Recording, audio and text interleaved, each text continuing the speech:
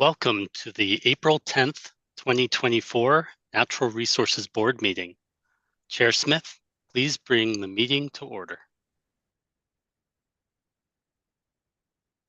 Good morning and welcome to the April 10th, 2024 meeting of the Natural Resources Board held here in Madison, Wisconsin. We're also joined by other viewers over the Zoom and YouTube network. Please join me in saying the Pledge of Allegiance to our great nation. I pledge allegiance to the flag of the United States of America and to the republic for which it stands, one nation, under God, indivisible, with liberty and justice for all.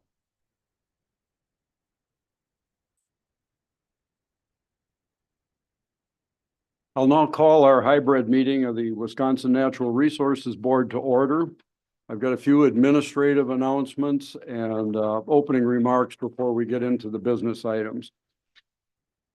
Our NRB meetings are televised live via YouTube, as I mentioned before, and we welcome and thank all viewers for joining us. Records of the past meetings are available for review on the DNR website under the Natural Resources Board Briefs of Action. Direct public involvement and open, transparent meetings are the foundation for how this board's operated for over 50 years and for how we strive to operate today. Our discussions and decision-making are transparent to all, and public testimony is very welcome at every regularly scheduled Natural Resources Board meeting. To ensure fair and equal time for all, we ask all testimony to be limited to 3 minutes each. We've got a light system here to help you keep track of that time. I've got it here and there are lights up on the podium.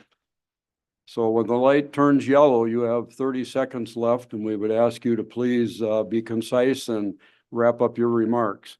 When you get into the red, I will politely try to interrupt and ask you to close out.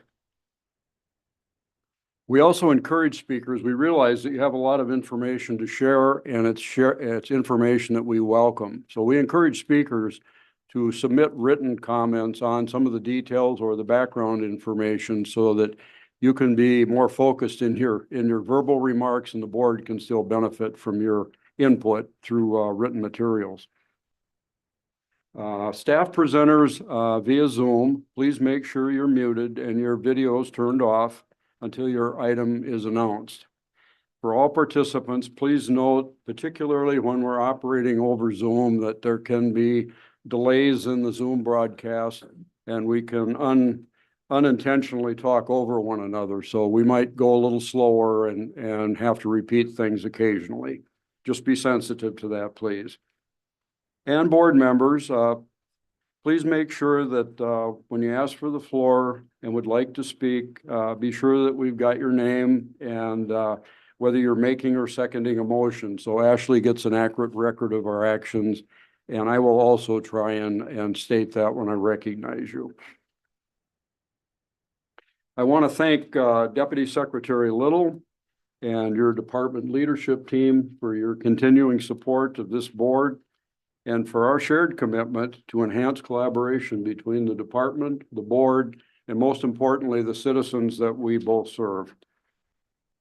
And a special thanks to our staff support, the issue presenters, DNR IT, the Office of Communications, General Counsel, and all the staff who make these meetings possible. Your time is valuable, and we very much appreciate your support.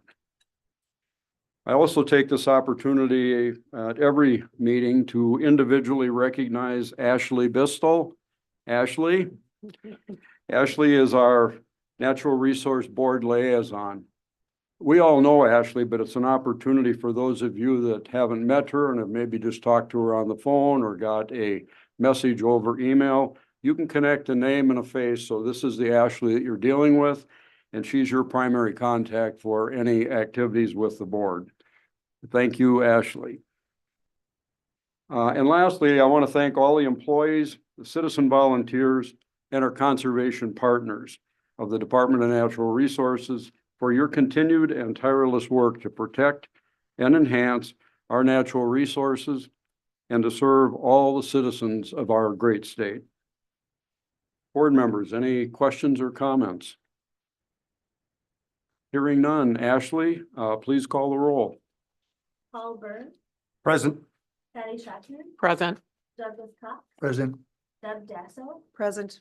Robin Schmidt, Present. Marcy West, Present. and Bill Smith. Present. We have a quorum. Thank you, Ashley. We'll move on to item 1B, Secretary's remarks. Deputy Secretary Little, Thank you, Mr. Chair. No remarks this morning. your usual very concise comment. Okay, the next item is approval of the agenda for April 10, 2024. Are there any changes to the agenda?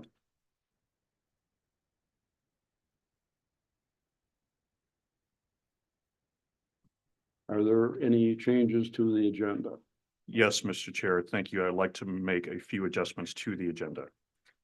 The consent agenda includes a donation from Orbridge LLC, and I would like to request that we move that item to item 3 to allow Mr. Jim Staples, president of Orbridge LLC, to say a few words in support of their partnership with the DNR. I would also like to request that item 6A, the Rebecca Wallace Award, item 6B, the 2024 Laboratory of the Year Award, and item 4B, approval of the department recommendations for the FY 2025 Laboratory Accreditation Program fee adjustment be elevated to immediately follow item 3 to accommodate the friends and family attending for the awards presentations. Any other changes from the board? Okay, just to summarize, we'll need a motion to approve the agenda as adjusted, and that will mean that item 2B would go to item 3. Item 3 will be followed by item 6A, Rebecca Wallace Award, 6B, 2024 Lab of the Year Award, and item 4E, an action item on department recommendations for the fiscal year 2025 Laboratory Accreditation Program fee adjustment. And we'll take those in the order that I just verbally listed them. That's a little bit out of numerical sequence, but that's the order that we'll take them. Chair, I'll make that motion to approve the agenda with the changes. Thank you. We have a motion to approve from Doug Yes, I would second. and a second from Robin. Any further discussion? Hearing none. All those in favor signify by saying aye. Aye. Opposed, say no. Motion carries. Thank you. We have an agenda. Next item is item 2, the consent agenda. Consists of item 2A, approval of the brief of action from our February 28th, 2024 meeting. When you're ready, we'll need a motion to approve or amend that brief of action.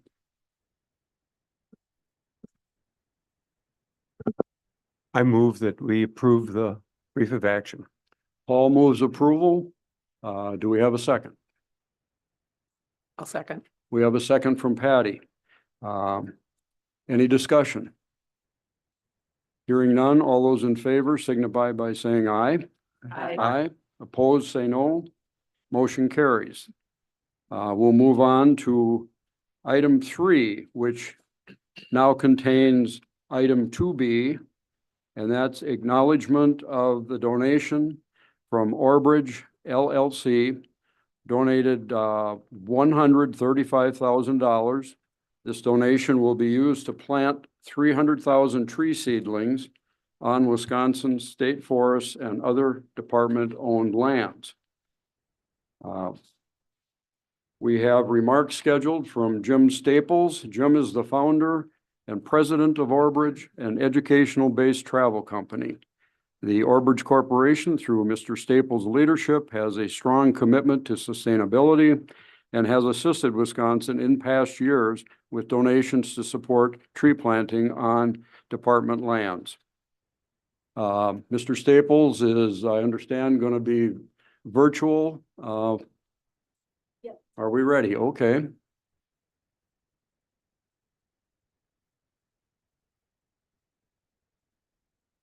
Good morning, Mr. Staples. Welcome to the Natural Resources Board meeting.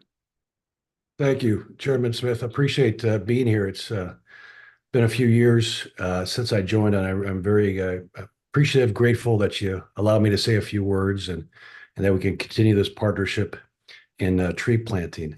I won't be long. I just, I'm very glad to be part of this. It's one of the parts of our business that our team members, employees, and our guests really appreciate is trying to go more green, offset our carbon footprint, which can be significant with all the motor coaches and ships we charter and use and various means of transportation. So we've been working with Teague Pritchard, who has been excellent to work with and very efficient, very helpful for these years to plant trees. We've been trying to average 100,000 trees a year. And the pandemic set us back a bit, as it did many travel companies and companies in general. And so we are now making up for lost time. And that's why part of the reason for our 300,000, because we missed 3 years when revenue was a little short. And just want to say, this working with Wisconsin, the Wisconsin DNR, is part of the reason we'd like to is our proximity. I live in Lake Forest. And as I mentioned to the board, I think last time, I spend more money in Wisconsin than I do in Illinois. I'm a very regular visitor to the Broad Stop, which I love. I've even played volleyball there, not well, but and I take hikes with my family in Wisconsin, hikes and walks more than I do I think in my area. So I'm a big fan of Wisconsin. We vacation, our one vacation a year is up to Boulder Junction, the Boulder Junction area. I've yet to hook a muskie, but 15 years still trying. But we work largely with the University of Wisconsin in this state, and we're looking to work with others, Lawrence College and other parts of the satellite Wisconsin university system. And we offer about 8 or 10 trips a year. In Wisconsin, the University of Wisconsin is one of our best partners, and it's been a partner since our inception in 2008. We've thought of various ways to offset that carbon footprint of ours, and this really feels good, and really it helps our team members feel proud of what they do. So I'm very thankful that we can work together on this. One question I wanted to pose to the board is, our business is very cash flow based, very mercurial, depending on a lot of different factors.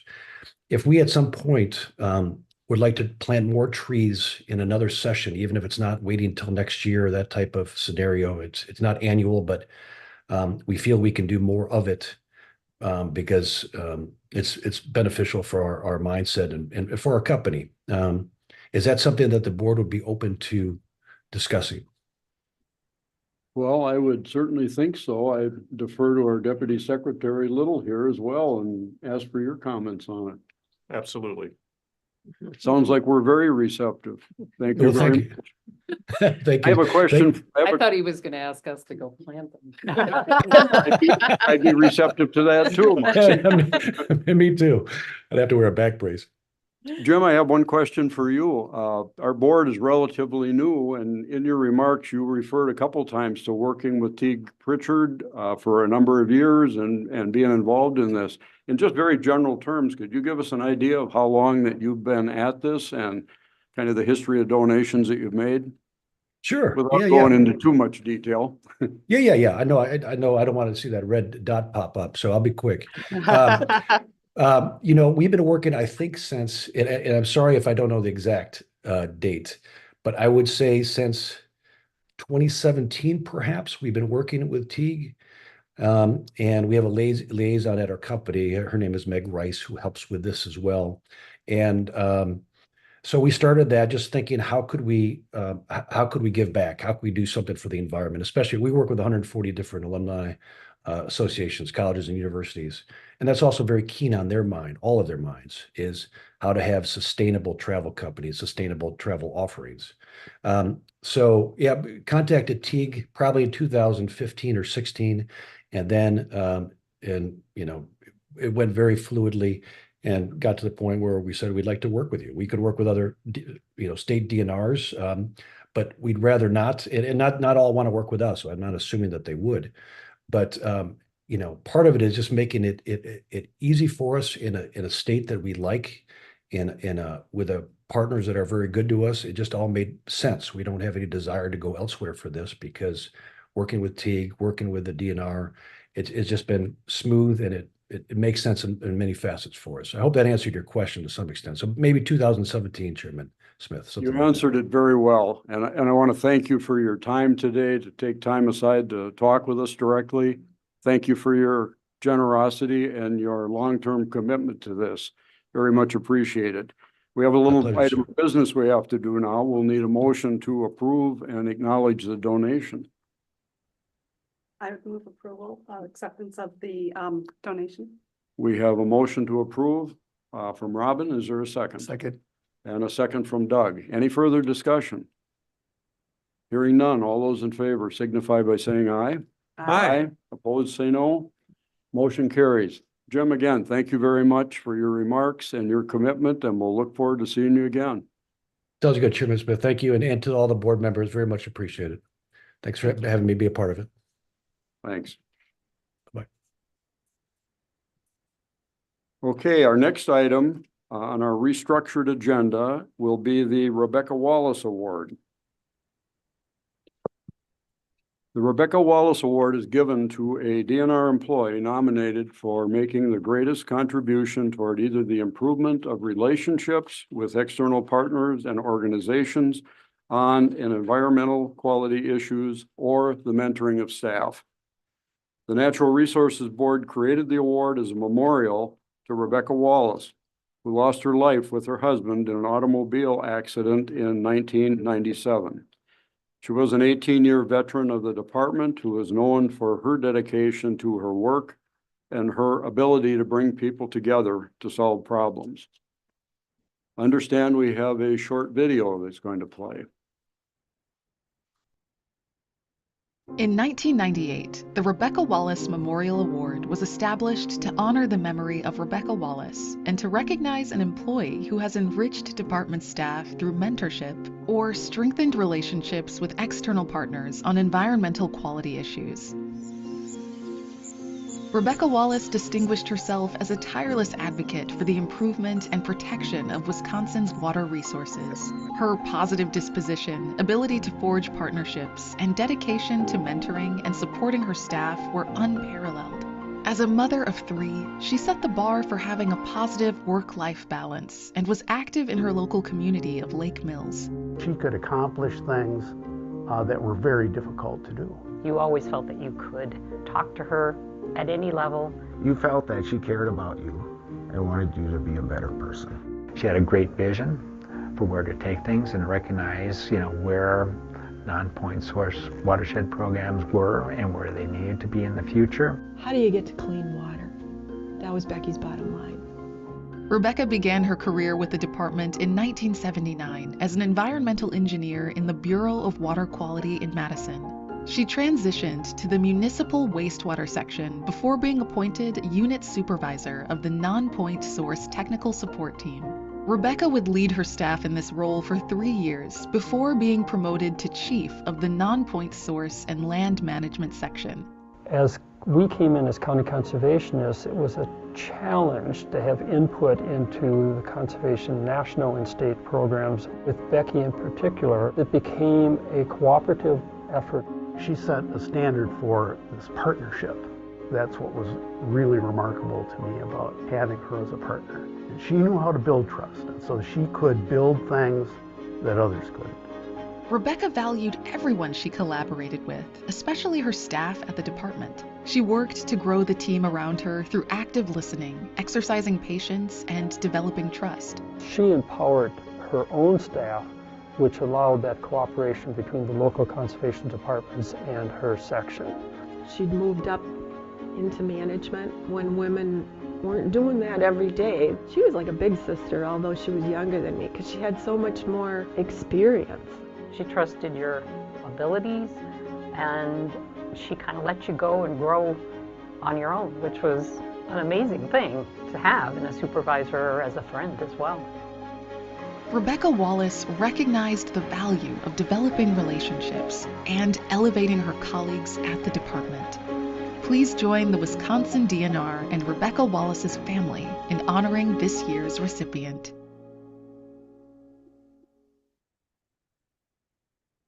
Deputy Secretary Little.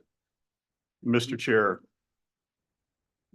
So I've been with the department now for about 5 years, and I have to say this is one of the greatest honors that I can have as an employee of the department. I'd like to acknowledge the family of Rebecca Wallace. And I really just want to say that when I came into the department, the Rebecca Wallace Award was something that I learned about almost immediately, and what it means to the department, what it means to honor someone who dedicated their life to public service.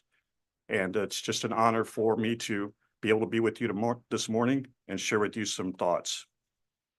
As we honor Becky's contributions to this department, I want to recognize the outstanding group of nominees for this prestigious award. All the nominees stand out for their own work and commitments to the department and our mission. The nominees include Andrea Gruen, Christine Sager, Alexis Pesante, Kay Lutz, Larry Cutforth, Paul Cunningham, Pearl Worden, Scott Conkey, and Shaylee Pfeiffer. At this time, I would like to present Christine Sager with this year's Rebecca Wallace Award. Christine is a Bureau Director.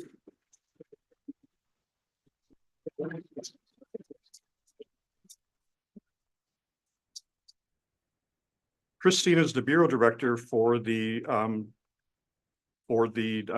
she's Director for the Remediation and Redevelopment Program.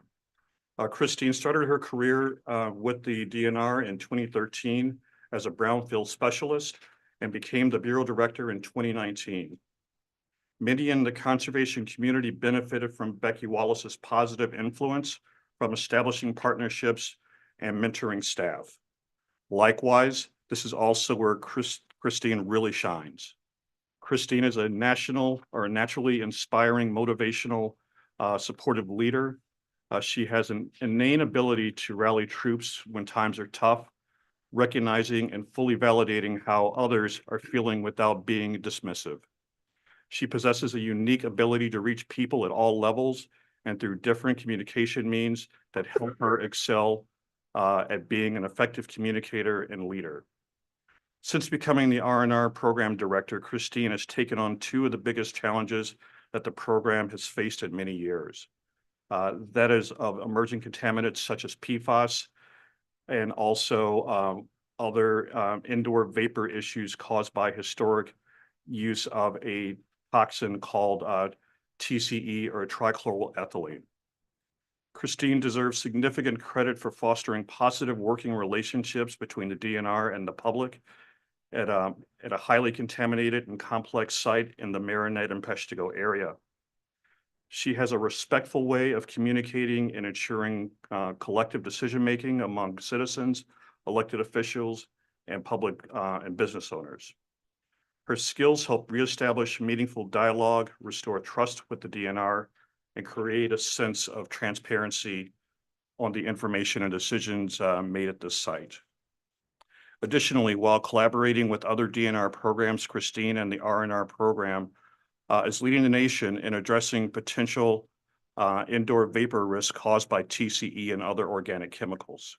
The R&R program is in the process of screening over 16,800 sites, which are helping inform a prevention and partnership communication toolkit for local governments, developers, consultants, and the public. When Christine is not working, she is skillfully balancing her career and personal life. She enjoys sharing her love of nature with her two children through camping and hiking and taking them on trips to national parks and state parks as well. In summary, Christine is highlighted as a proven leader and exemplifies the importance of cultivating successful working relationships among colleagues, external partners, and the public. With that, I'd like to say congratulations, Christine.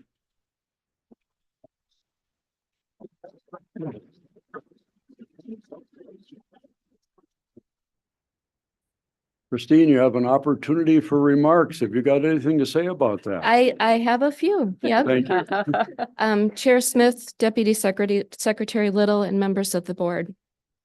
Thank you.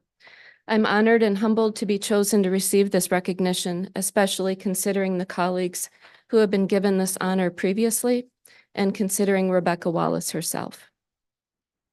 Talking with you about remediation and redevelopment would be much more comfortable for me. Talking about myself is a different matter for this Danish Lutheran Midwesterner who thought seriously about whether she should bring a dish to pass today. So forgive me for my nervousness and notes. First off, thank you to Becky's family, Mitch, Jeremy, Spencer. I didn't have the pleasure of being your mom's colleague, but I'm positive I would have liked working with her. Thank you to my own family, my parents, my husband, Mike, my children, Mikey and Greta, in whom I've tried to instill the idea that no matter how things turn out, what's important is how you've conducted yourself. Thank you to my supervisor, Bart Sponseller, for your unwavering support and spot-on guidance. You are the best thought partner. Thank you as well to the leadership of the environmental management team, the environmental management division. We're a team and I love working with you to solve problems. Likewise to my program management team, especially Trevor Noble, Roxanne Cronert, and Jenna Sawyer, and the staff in the remediation and redevelopment program for continually striving to address environmental contamination in consultation with our customers and in the interests of human health and the environment. I came to the DNR 11 years ago from the private sector. I had taken a few years in between to stay home and raise my youngest child. When it was time to return to a paying gig, I worried about whether or not I could get back into the workforce. So thank you to my former supervisor, Darcy Foss, for taking a chance and offering me a job in the Bureau for Remediation and Redevelopment. Even though she thought I was going to bolt for the stewardship program the first chance I got. Working in RR has been one of the best things that's ever happened to me. Darcy had a knack for saying profound things in the simplest of terms. One of her simple but profound ideas is that the remediation and redevelopment program works best when you talk to people. That concept is central to how we approach our work, and it was central to how Becky approached hers. We cultivate relationships, even with our toughest critics, because we know that we'll be better positioned to do hard things. Several years ago, we realized in the remediation and redevelopment program that something like 60% of our staff were eligible to retire, and it was a jolt. As an agency, we were welcoming the next generation of employees, and we were advised that this generation may not make a long-term commitment to an employer. And we wondered whether a career in public service would even continue to be attractive to the best and brightest. I have encouraging news. I see my staff who are newer to the DNR adopt our program's culture of communication and apply it through their own experience as regulators. I watch my seasoned staff continue to improve their practice.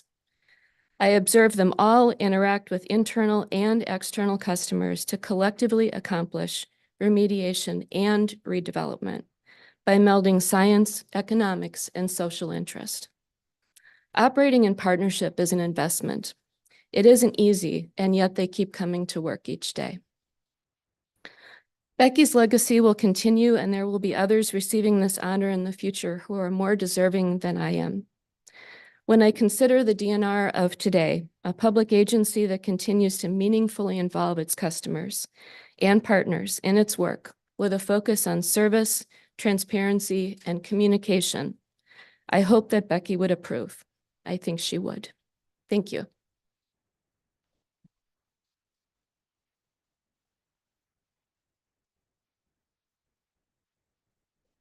Bart Sponseller, you're Good morning, next. Chair Smith. Good morning, Deputy Secretary Little and members of the board. I'm pleased to stand up here today and have been able to nominate Christine and honor her for the Rebecca Wallace Award. Christine and I have worked together in various capacities for over a decade now. And if you've ever had the opportunity to work directly with Christine, you'll have quickly realized that she cares about each individual she meets. And one never leaves a conversation with Christine without sensing her genuine compassion and concern for others. At the heart of Christine's approach to her professional and personal life is to ensure others are communicated with, respected, and brought into a dialogue and collective decision-making in a meaningful way that makes each individual feel heard. Christine is highly respected across the state by external partners and customers that she serves. Mayors of cities, town board members, developers, environmental consultants, property owners, attorneys, and many other people know Christine by her first name and have a fantastic working relationship with her. If you call her, she'll answer the phone. Christine is regularly sought by peers for guidance and support on supervisory duties, especially those requiring soft skills. She employs her mentorship and emotional intelligence to bring the remediation and development program management team together to tackle tough issues with far-reaching policy implications. Christine has exceptional communication skills, as Deputy Secretary Little noted. She possesses a unique ability to reach people at all levels, where they're at, and through different communication means that help her excel at being an effective communicator, leader, and which is the reason why she is so successful as the director of the Remediation and Redevelopment Program. Christine is also able to quickly distill down complex information and formulate a message on point with the DNR's mission and values, as well as identify her audience and communicate in a way that is understandable. That's a rare skill set. Each day, Christine exemplifies the DNR mission by balancing environmental protection with the rights of people in a way that each other's views are understood. She exemplifies a high degree of integrity, professionalism, collaboration, respect, and customer service. Simply stated, Christine is a Wonder Woman of a public servant, a working mom extraordinaire, and the epitome of the type of DNR employee deserving of this award. Congratulations, Christine.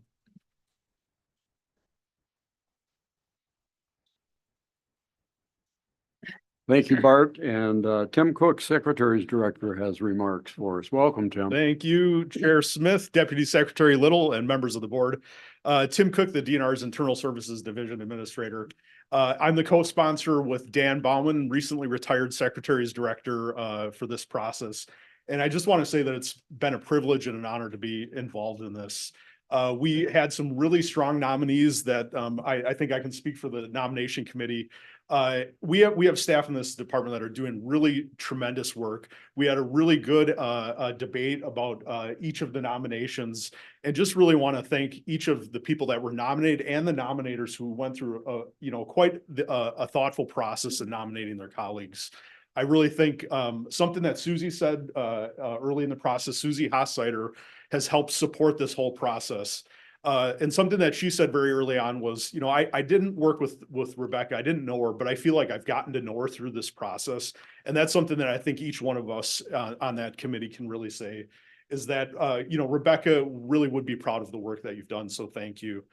I also wanted to thank the members of the Rebecca Wallace Review Committee, including Board Member Schmidt, Susie Hossider, as I mentioned, John Pullman, last year's award winner, and members from each of the division. Thank you for your thoughtful dialogue and discussion on the nominees and for bringing your perspectives. I also wanted to extend a thanks to the Office of Communications, who last year developed this video. Everybody that committed, Marianne Lowndes, I know, was here. She helped support this process in the past. Your thoughtful perspectives, I think, will really help us carry forward Rebecca's legacy going forward. I'm somebody that was hired in 2001. I didn't have an opportunity to work with Rebecca, but I am taking this baton and really proud and honored to be able to carry that legacy forward. So I wanted to thank the board as well, finally, for your continued support of the Rebecca Wallace Award. You're helping, I think you heard people in the video talk about how Rebecca really set a benchmark. And I think this annual process really helps us identify what we think is important as department leaders, as board, in terms of how we are engaging with staff internally and our partners externally. So thank you to the board for your continued support of this, and speaking for the next generation of department staff who may not have worked with Rebecca, and to the family, we're very committed to continue to move this forward and thank you for everything. Thank you. Thank you very much, Tim. Any questions or comments from the board? Did the family want to introduce themselves? Well, that would be We've done nice. that in the past, and it's fun to see the family grow up. So if somebody wanted to. Just, yeah, if you wanted to introduce the family, we have a number of new board members and. So I'm Jeremy, I'm Becky's oldest son. These are my kids, Celia, who's a senior, and Jonah, who's a sophomore, so they both go to school at Madison West. There he is, oh Mitch, there you are, you're back in here. My brother Mitch, and he has his family out in the hallway, as you heard earlier, so. And then Spencer, who is my mom, is our youngest, youngest brother, lives in Scotland, so he's watching from afar along with other families that are watching today, so. Awesome, all right. Thank you so much for continuing to do this. It really means a lot to us. It's amazing that this has continued to go on, and thank you for that next generation of people that have really continued to spearhead this. Congratulations to Christine. I'm sorry we didn't get to meet you beforehand, but hopefully we can meet you after we're done here. Yeah, it's very special to us that this continues to happen. I'll just say one last thing of how her legacy, my mom's legacy, lives on with our family directly. So Celia is going to be going to college next year, and she's going to be studying environmental science at Northern Michigan. So even though she never had the chance to obviously meet her grandmother, I like to think that that's a connection that comes on. So thank you. Definitely. Yep. Thank you.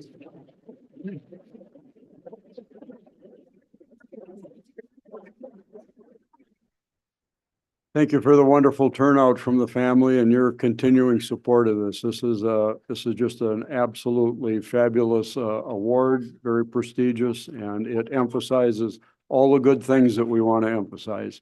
Thank you. We have a short photo opportunity here, and at this time, I'd also like to recognize Robin. Robin was on the scoring team for determining this award and evaluating the different people that have been nominated. And Robin, I'd ask you to join us for the photo too. Okay. I would just mention that I was honored to be able to work with Becky. So I'm one of the few people I think who still is here and just, wow. So thank you. Makes it extra special. Okay, just a short break. We'll grab a photo and come back to business.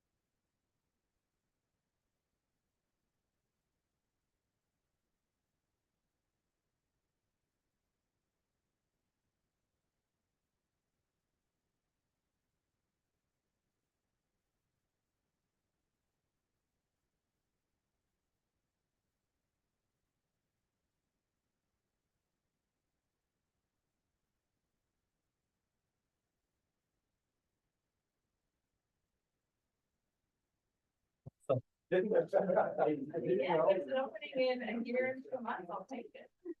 you want to have a portal where you can apply. No, no, that's. Flip the bend. We'll call a meeting back to order and move on to item 6B. Another wonderful presentation to people that are just doing a super job and deserve recognition. This will be the presentation of the 2024 Laboratory of the Year Award. And Jana Sheehan. Yes, thank you. Good morning, Chairman Smith, Deputy Secretary Little, and members of the board. My name is Jana Sheehan. I'm the Certification Services Section Manager in the Program of Environmental Analysis and Sustainability. Once a year, the Laboratory Certification Program recognizes a laboratory for their outstanding work. There are over 233 industrial and municipal laboratories that were eligible for this award this year. Our laboratories are audited once every 3 years, and each year we ask our 4 auditors to submit a nomination for an outstanding lab. I'm excited to announce that the 2024 Laboratory of the Year Award goes to Rice Lake Wastewater Treatment Plant. Oh. Thank you. Pictured on the slide from left to right are Mike LaRose, Corey Margetta, Kyle Drinkin, Will Homan, Dylan Barr, and Andrew Zabel. We also have several of the staff present here with us today, including Tim Obie. The laboratory was nominated by our auditor, Brandy Baker-Mewich, and here are some highlights from the nomination letter. All the operators rotate into the laboratory from plant operations, which ensures that everyone has familiarity with analyzing samples. Plant operation issues are quickly adjusted based on the laboratory data performed on site. Carson Johnson, their DNR wastewater engineer, confirmed that they are quick to discover, diagnose, and address any issues that come up. As much waste as they take in from both the Rice Lake area and waste haulers, they handle it well. The staff have an attitude of never let a good crisis go to waste. The lab is successful because of the importance that is placed on the data generated by the plant operators, the utility commission, and management. Their philosophy is that it's the people that make the quality system successful. The lab has a positive impact on the community through providing training and education to students from nearby high schools with a purpose to inspire future operators, which is desperately needed in the industry. A percentage of their revenue goes back to the community through donations to many different entities. The laboratory is an integral part of the Rice Lake Wastewater Treatment Plant, and by extension, also an integral part of the community. So with your permission, Chairman Smith and Deputy Secretary Little, I would ask to please present the 2024 Laboratory of the Year Award to Rice Lake Wastewater Treatment Plant.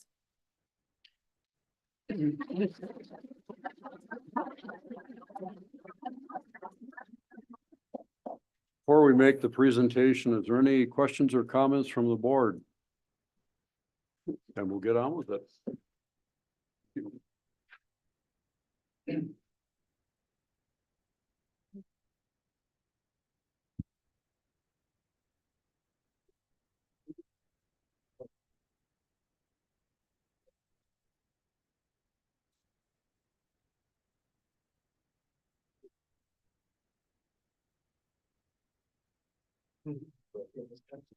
Yeah. So who's running the plant while you guys are gone? We got 3 more guys there. And one of them's being trained right now. All right. Zoom out for one. All right, thank you guys. Thank you. Thank you.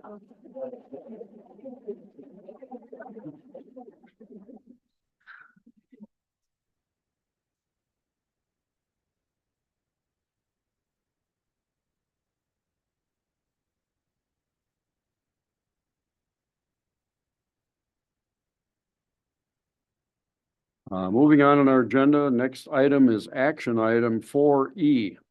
This is related to the recognition for the laboratory. It's the annual approval of department recommendations for the fiscal year 2025 laboratory accreditation program fee adjustment. Mouthful. Again, Jonna, you're up. Good morning, Chairman Smith, Deputy Secretary Little, and members of the board. Again, my name is Jonna Sheehan. I'm the Certification Services Section Manager in the Program of Environmental Analysis and Sustainability. Today, the program is requesting board approval of the fee adjustment to fund the laboratory certification program. To provide a little background, our administrative code requires that fees be adjusted annually to fund the laboratory certification program. Our annual fees are reviewed by the Laboratory Certification Standards Review Council, followed by an approval by the Natural Resources Board. The council reviewed the fees in January of 2024, and they recommend that the board approve the fiscal year 2025 annual fee adjustments.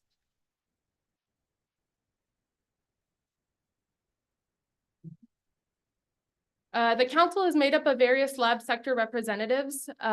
Those representatives and their affiliations are presented here on the slide. There are a total of 323 laboratories that are currently accredited by our program. This graph shows the number of accredited laboratories by the different types. The program is requesting board approval of 5.2% fee adjustment increase.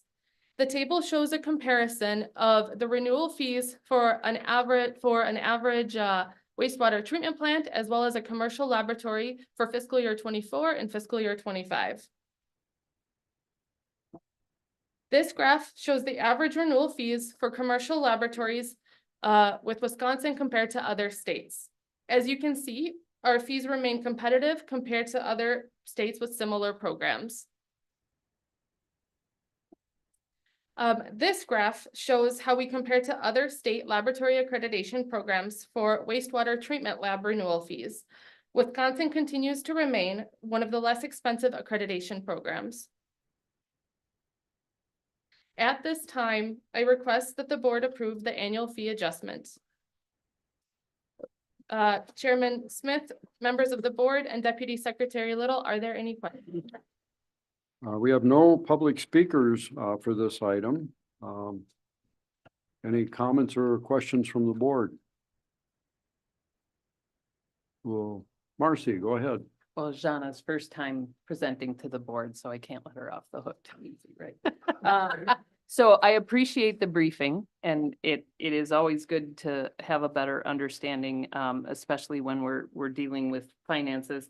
And I think it's important to point out of how our fees come in and go out. And so this adjustment comes to us annually because it's required to be, but then this adjustment is more specific to actions that were taken for salary increases and things like that, correct? Yeah, that is correct. So every year we evaluate what our expenses are. So this program is a cost recovery program, and that is how the budget is made.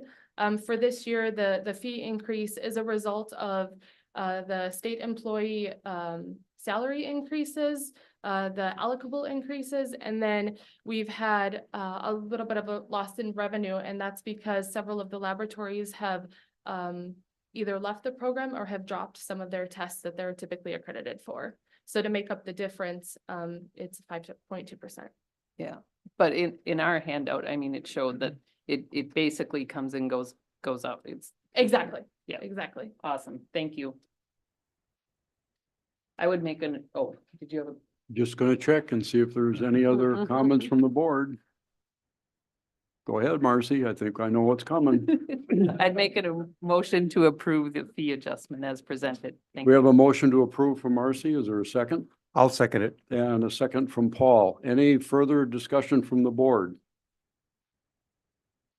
Hearing none. All those in favor signify by saying aye. Aye. Aye. Opposed, say no. Motion carries. Jonna, thank you very much. Thank you.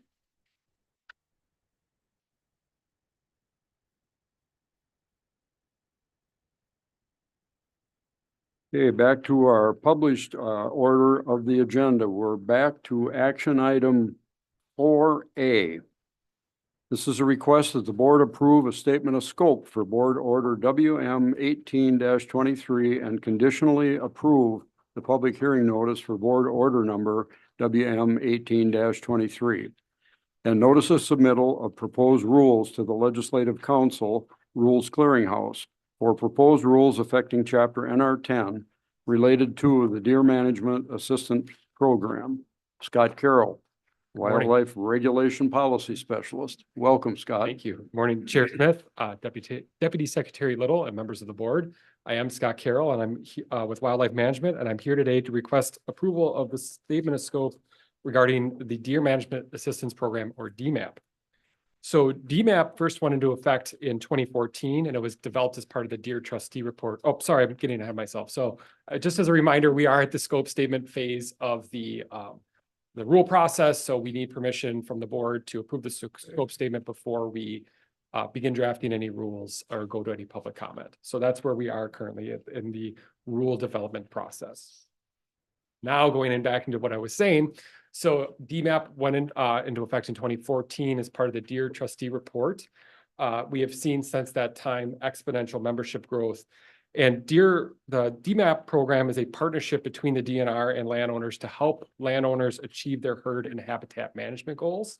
DNR provides tools and resources to achieve those goals, including workshops, site visits, management plans, and tags. And in turn, the members provide the department well-needed data regarding management or deer management and what's going on their property. So as I mentioned, we've seen since the initiation of DMAP exponential growth in 2023 alone, we had an 11% increase in membership, and we have members in every single county in the state except Menominee. And as we're coming up on that 10-year anniversary of the program, our DMAP program coordinator decided to undergo a program review. And as part of that review, they did 7 different focus groups, which included DNR staff, external partners, and DMAP members. We did 3 member surveys, and then a data analysis of landowner DMAP demographics to see how the program was functioning and if anything needed to be changed, especially due to that increased growth in membership, which is great. And as part of that review, the people involved in the review identified several opportunities for improvement. That includes structuring how landowners enroll and qualify for benefits. And the benefits include site visits and management plans. Also, if you meet a certain threshold, you get issued a tag as well to use on your property. To improve data sharing between members in the department, and then to better align who we serve with the program's mission and state demographics. So for example, we have, by whatever level you are in, you have to meet a certain acreage threshold. They've talked about lowering that threshold, and then to receive certain benefits. And as part of that review came this rule process. So this is what the scope statement would do. We would take the recommendations we got from the program review and build rules that we would bring back in the board. We're envisioning, if we get approval of the scope, to come back sometime in the fall for a rule for the board's review. So that is my presentation. I'd be happy to answer any questions. Okay, we have no public speakers for this item. Questions from the board?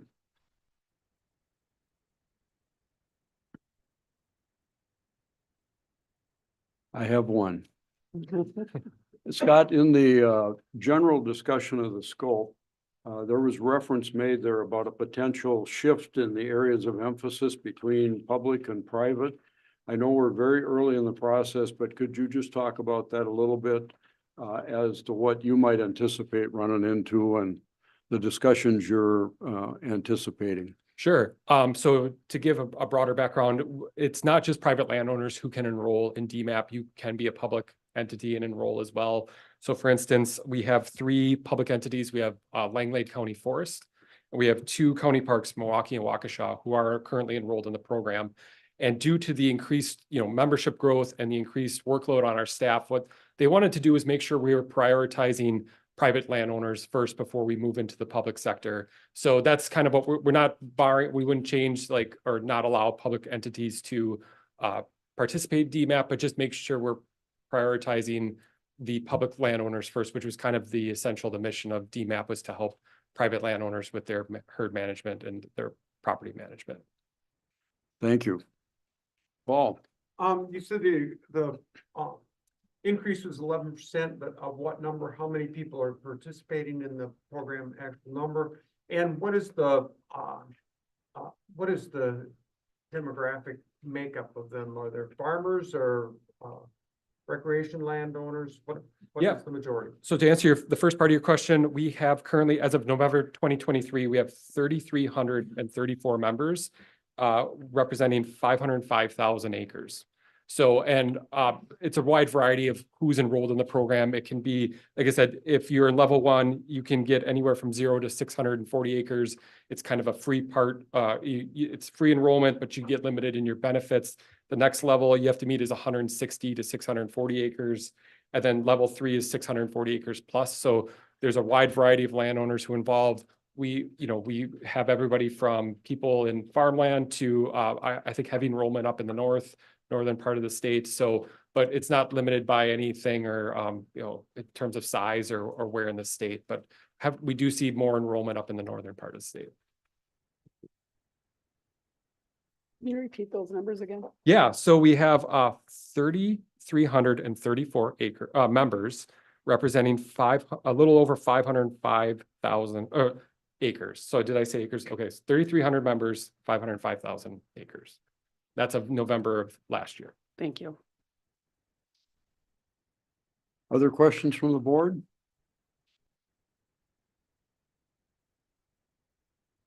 Okay, Scott's requesting a motion for approval to go out with this scope and initiate discussions of potential changes to the DMAP program.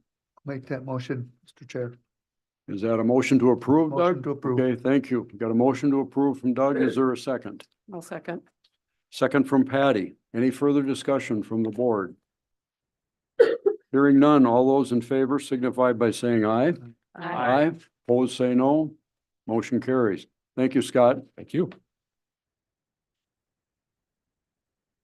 Next item is 4B, another scope statement approval.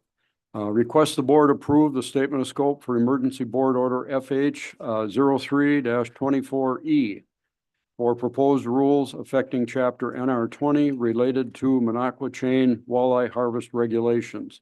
Scott Lumens, Fish and Wildlife Policy Specialist. Welcome, Scott. Thank you, and good morning, Chair Smith, Deputy Secretary Little, and members of the board.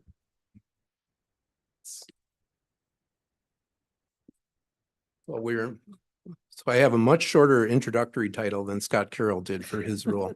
So we're at the same stage in the process, but with an emergency rule, it's a much shorter process. So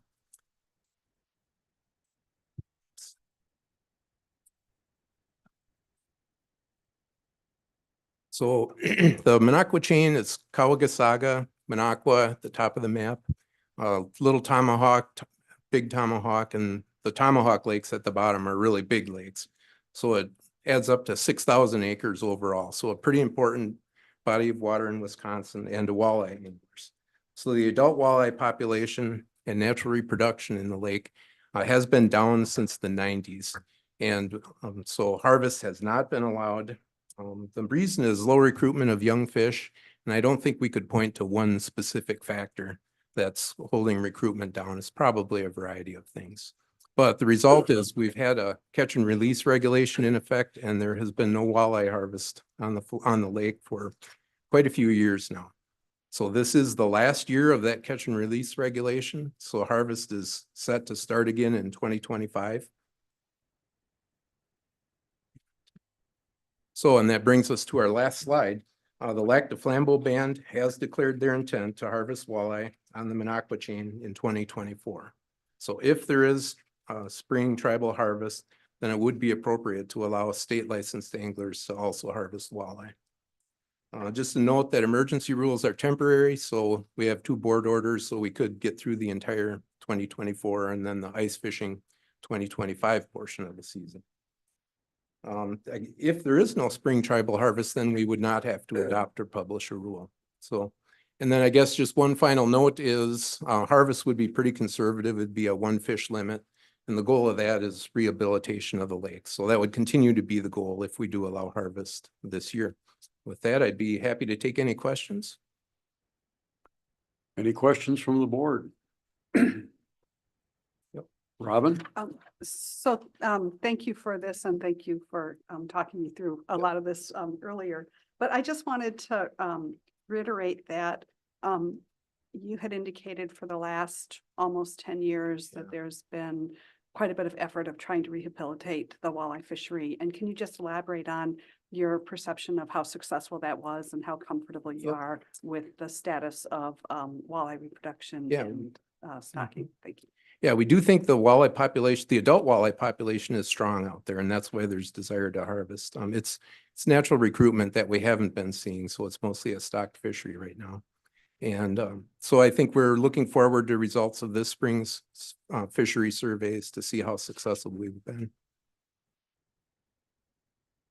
Other questions from the board? Marcy, then Doug? Can we just get a clarification on the timing then for this spring of how this would happen? Because you still have to hold a public hearing. Well, with an emergency rule, we don't actually have to hold a public hearing, so this can move more quickly than a standard rule. But we don't intend to request adoption unless or until there is tribal harvest. Okay, and then with the May opener, Mhm. then it would be Yeah, the like timing a is. regular season. Yeah, it's fairly fluid timing, yeah. Okay. Thank you. In line with that question, Scott, pardon my interruption, but if there is spearing harvest occurring, what kind of a time issue do you have between that harvest and when you might be able to put an emergency rule in place? Yep. So it does depend on when harvest occurs and how that lines up with the May board meeting, really.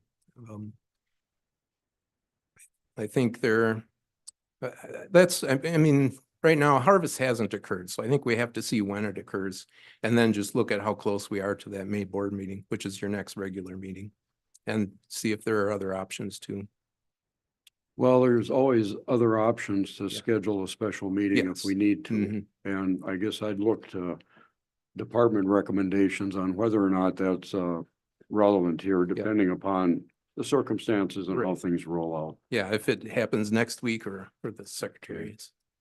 Mr. Chair, if I may, I believe that under the current timeline, we would anticipate the emergency rule being effective sometime around the third week of May. So that would be, I believe, at least 2.5, 3 weeks after the beginning of the fishing season. So I think that answers your question. Right, but we would have to take board action on that sometime in that period between this meeting and a May meeting. Okay, that's correct. Doug, Yes. you're next. Thanks, Chair. That was one of my questions, was the timing part. How do we align it? So they make the opener, which it sounds like they won't through this process. My other part of the question is, so next year comes, you have to make a new rule to address next year because your plan was to open it next year anyways. Right, yeah. So if that happens next year and Electric Flambeau or whoever else declares again, do you stick to the regular plan for 25? Yes, yeah, there is a bag limit in the administrative code right now. It's just a temporary closure and there's an automatic sunset. So harvest we won't have to do a rule again next year.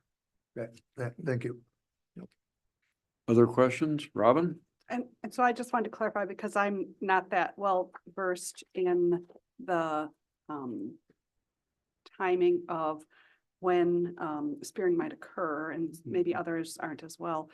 But I think what you had mentioned was that it's basically when they come into spawn is typically when, so it's not an ongoing activity. There tends to be a cycle of when that happens, and then after that, so there's a timing that you'll know whether or not this is going to happen.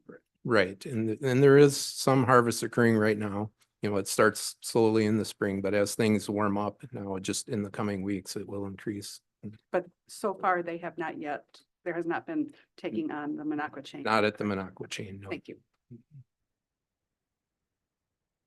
Other questions, comments? Again, this is to approve the scope for an emergency rule to enable discussion and development of that rule. I guess it's time for a motion, if the board chooses. I would move approval of the. Got a motion to approve from Robin. Is there a second? Second. A second from Doug. Any further discussion from the board? Hearing none, all those in favor signify by saying aye. Aye. Opposed, say no. Motion carries. Thank you, Scott. Move on to item 4C, land acquisition proposal. The department is requesting approval to acquire 37.7 acres of land for $322,000 for the Brule River State Forest in Douglas County. Jim Lemke, Real Estate Section Manager. Welcome, Jim. Thank you very much. Good morning, Chair Smith, Deputy Secretary Stephen Little, and the rest of the Natural Resources Board. My name is Jim Lemke. I'm the Real Estate Section Manager, presenting for your consideration this morning two separate acquisitions. The first acquisition involves property located within the project boundary of the Brule River State Forest in Douglas County. This 37.7 acre parcel is surrounded by existing department-owned lands and represents one of the last remaining shoreline properties along Lake Superior with the Brule River State Forest that's not owned by the department. The property is being purchased from Douglas County at the appraised value of $322,000, is financed entirely with a federal GLRI grant, which is a Great Lake Restoration Initiative grant. A GLRI grant targets protecting sensitive Great Lake ecosystems. No stewardship monies will be used for this purchase. As mentioned, this property features over 1,500 feet of Lake Superior shoreline and contributes to almost 7 miles of uninterrupted state-owned Lake Superior frontage along the Brule River State Forest. The property will be open to all 5 NBOAs, has town road frontage with parking nearby on an adjacent department-owned state natural area called Bear Beach, which is also considered one of the hidden gems of unspoiled beachfronts in the state of Wisconsin. Management of this parcel will be consistent with the management goals of the Brule River State Forest Master Plan, which was recently approved, which involves restoring, enhancing, and maintaining ecosystems within the shoreline left undeveloped and maintaining their scenic and ecological values, including managing to protect the ecosystem for a variety of shoreline birds, including the endangered piping plover. With that, Mr. Chair, I am available to answer any questions on this acquisition and respectfully ask for this board's approval to purchase 37.7 acres for the Brule River State Forest from Douglas County at the price of $322,000. We have no public speakers on this item as well. Any questions, comments from the board?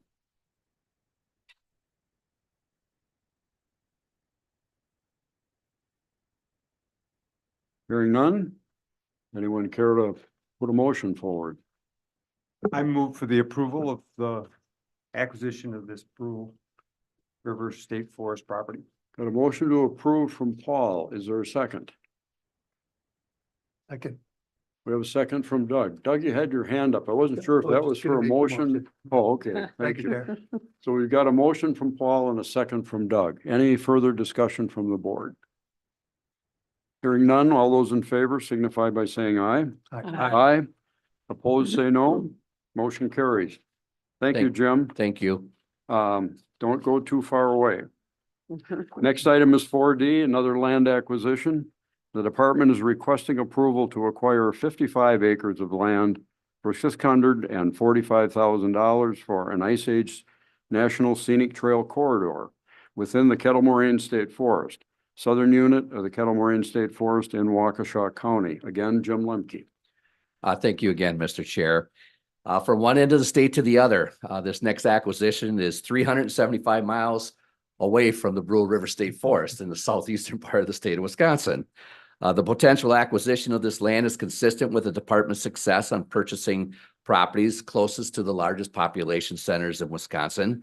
Recently, as you are aware, we've managed to purchase some fairly significant properties in this part of the state.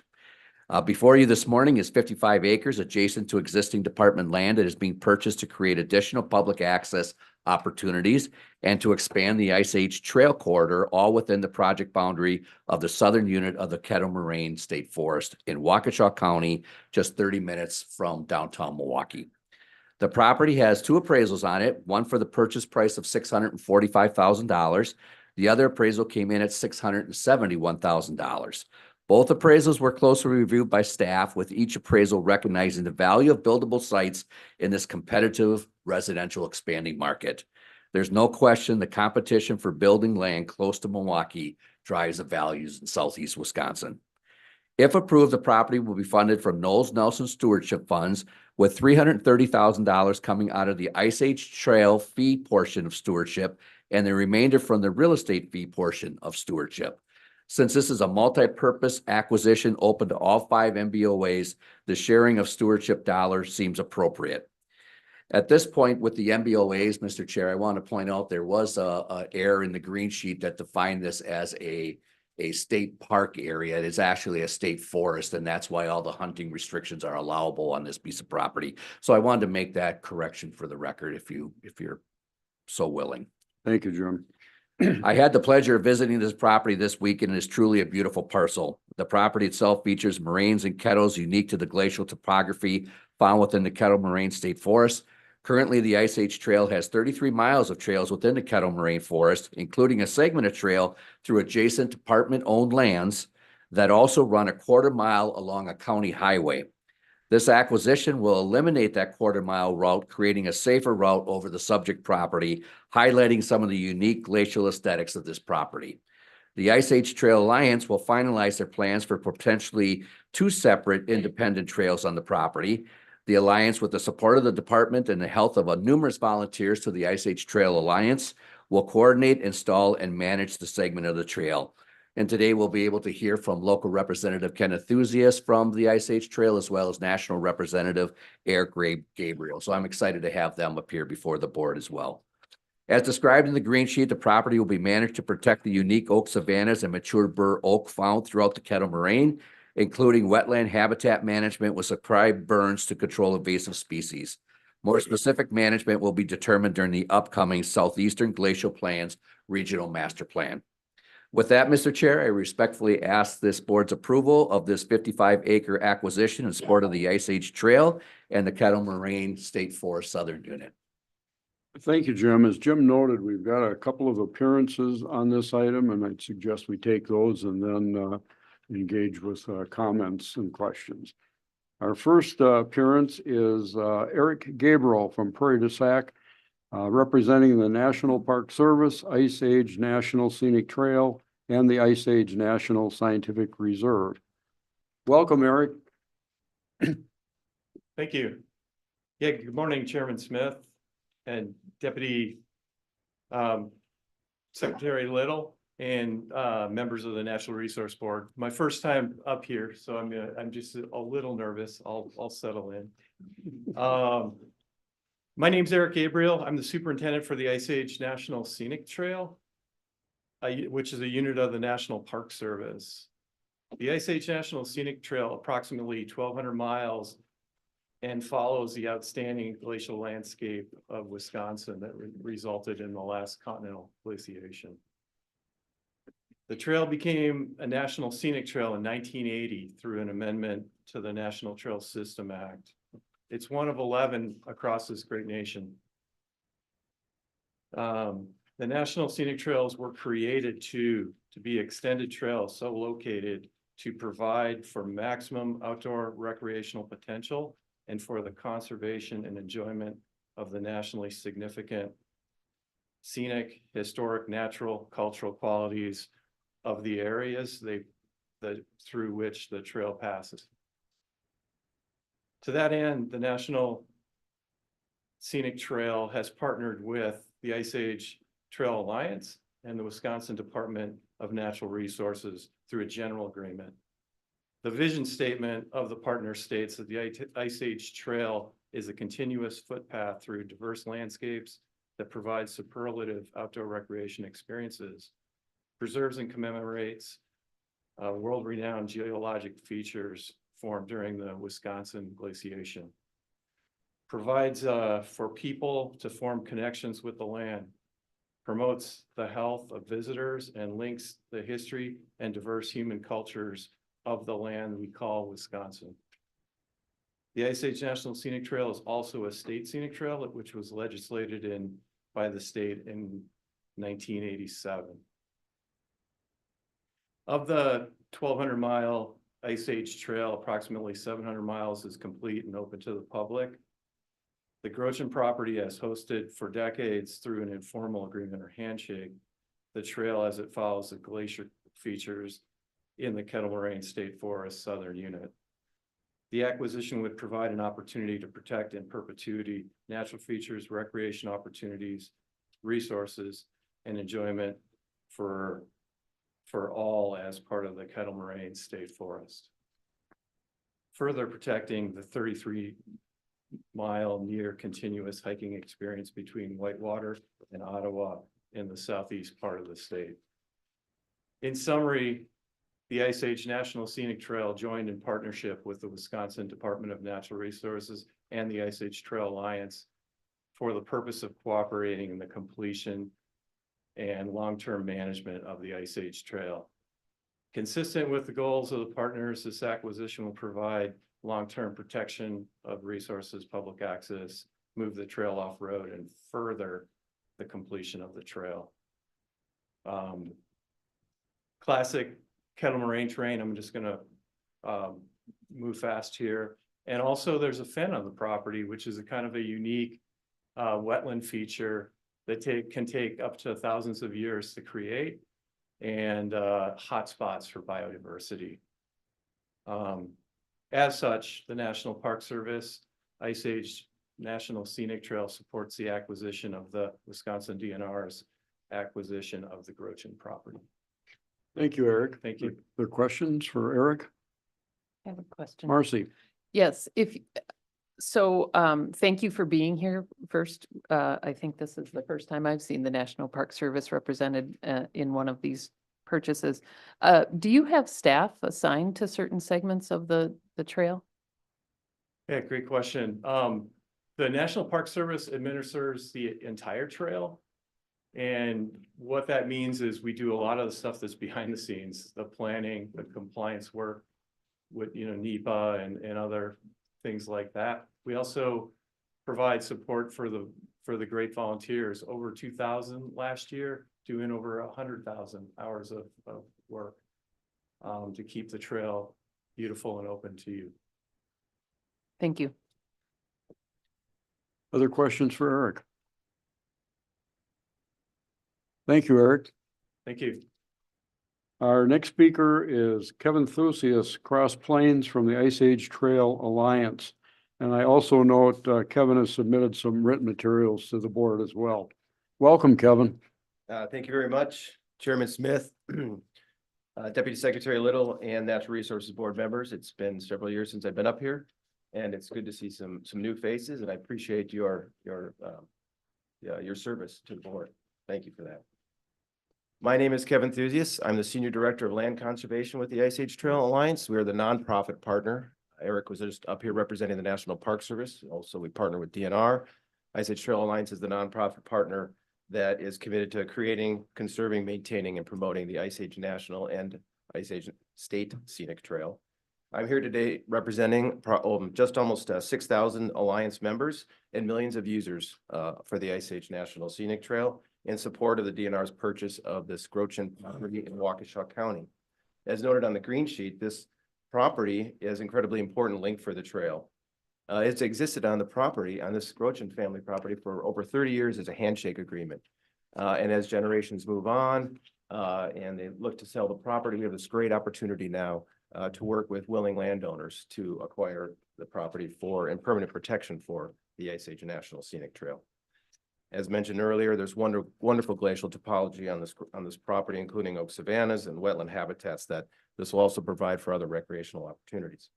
Creating a linear path across the state of Wisconsin is a difficult task. We've got approximately 700 miles on the ground now, and at the end it'll be maybe 1,200 miles or so. So there's 500 miles yet to protect. It is a difficult job anywhere, but is it especially difficult in Waukesha County and around the more suburban areas? And so we have a great opportunity today to help make permanent a segment of the Ice Age Trail that has been a non-binding handshake agreement for decades. The Ice Age Trail Alliance has worked with our partners at DNR over the years to do a lot of acquisitions. I mentioned earlier that I haven't been up here lately because there hasn't been a ton of larger acquisitions for the Ice Age Trail. There is a $1 million allotment in the stewardship program for the Ice Age Trail. And we've missed out on some opportunities in the past, but I'm thankful for Jim and the work that his team has done. We've got a couple of opportunities, including this one here today and another one that hopefully you'll see in a few months to help make a couple of really important connections in these areas. Ice Age Trail Alliance is very proud, I like to boast this, 100,000 volunteer hours in 2023. That's an incredible number. We have a local chapter, the Waukesha Milwaukee chapter, which is in charge of this segment. Hundreds of members of that chapter, incredible volunteer effort, the kind that staff don't have to oversee a lot. We let them go, they take care of the trail in wonderful ways. They are committed to developing and maintaining this new segment of the Ice Age Trail, assuming it gets rerouted after the acquisition. And then, of course, we assist with the DNR in habitat management as well. So the Alliance is here to strongly encourage you to approve the DNR's purchase of the Grow-Trim property in the southern unit of the Kettle Range State Forest for the Ice Age National Scenic Trail. Thank you. Thank you, Kevin. Are there questions for Kevin? Robin? Question. So,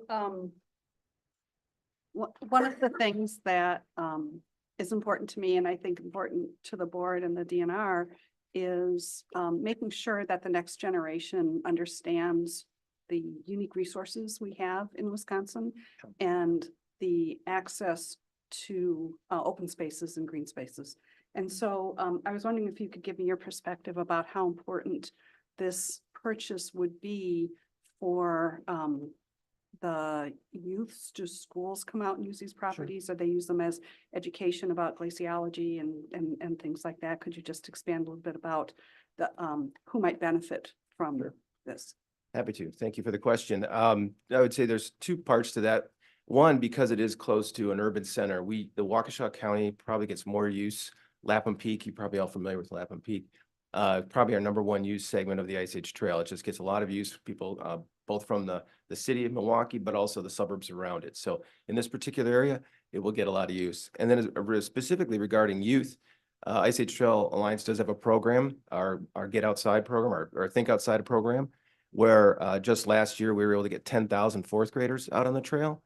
That's through a grant through the National Park Foundation, where we provide the buses and some trained either staff or volunteers and get the youth out there. And I know in this particular area, we've had those groups out every year for the past 4 years. So we'll continue to do that and build the youth out in the wild.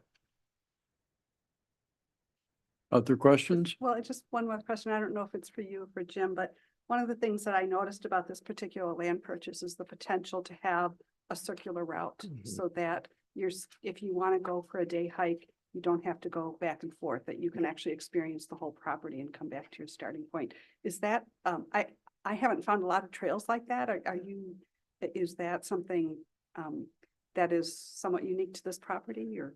Ice Age Trail Alliance work with our partners when we have larger landscapes in this case, and in the southern unit of the Kettle Moraine, where so the Ice Age Trail is a singular footpath. But we often do design it with spur trails to hit certain sites for interpretation, or to reach a restroom, maybe, or parking lot, especially with kids. But also, yes, we do develop loop trails for that very reason. People like to go out and then see something on the way back. I would say that specifically in this property, we have not investigated it that far, but from the little investigation we've done, that does offer a couple of different opportunities. A lot of that will depend on parking areas and the crossing that Highway 59 there, which can be a little tricky. It's a busy road. Thank you. Other questions for Kevin? Marcy? Yeah, first, congratulations, 700 miles. Those of us that have watched this develop over the years, when it first started, we never expected, and it's really, really neat to see it all get connected. So I had the opportunity to visit the site on Monday, and agree, it's a beautiful property. Given the number of members that you have and what they work on, one of the concerns that comes up here over and over again is that the department purchases property and, you know, we don't necessarily increase the staff, boots on the ground kind of folks. So the trail maintenance is one issue, and hopefully the trail layout gets full scrutiny, which I'm sure it will. But afterwards, the work of invasives and other things, the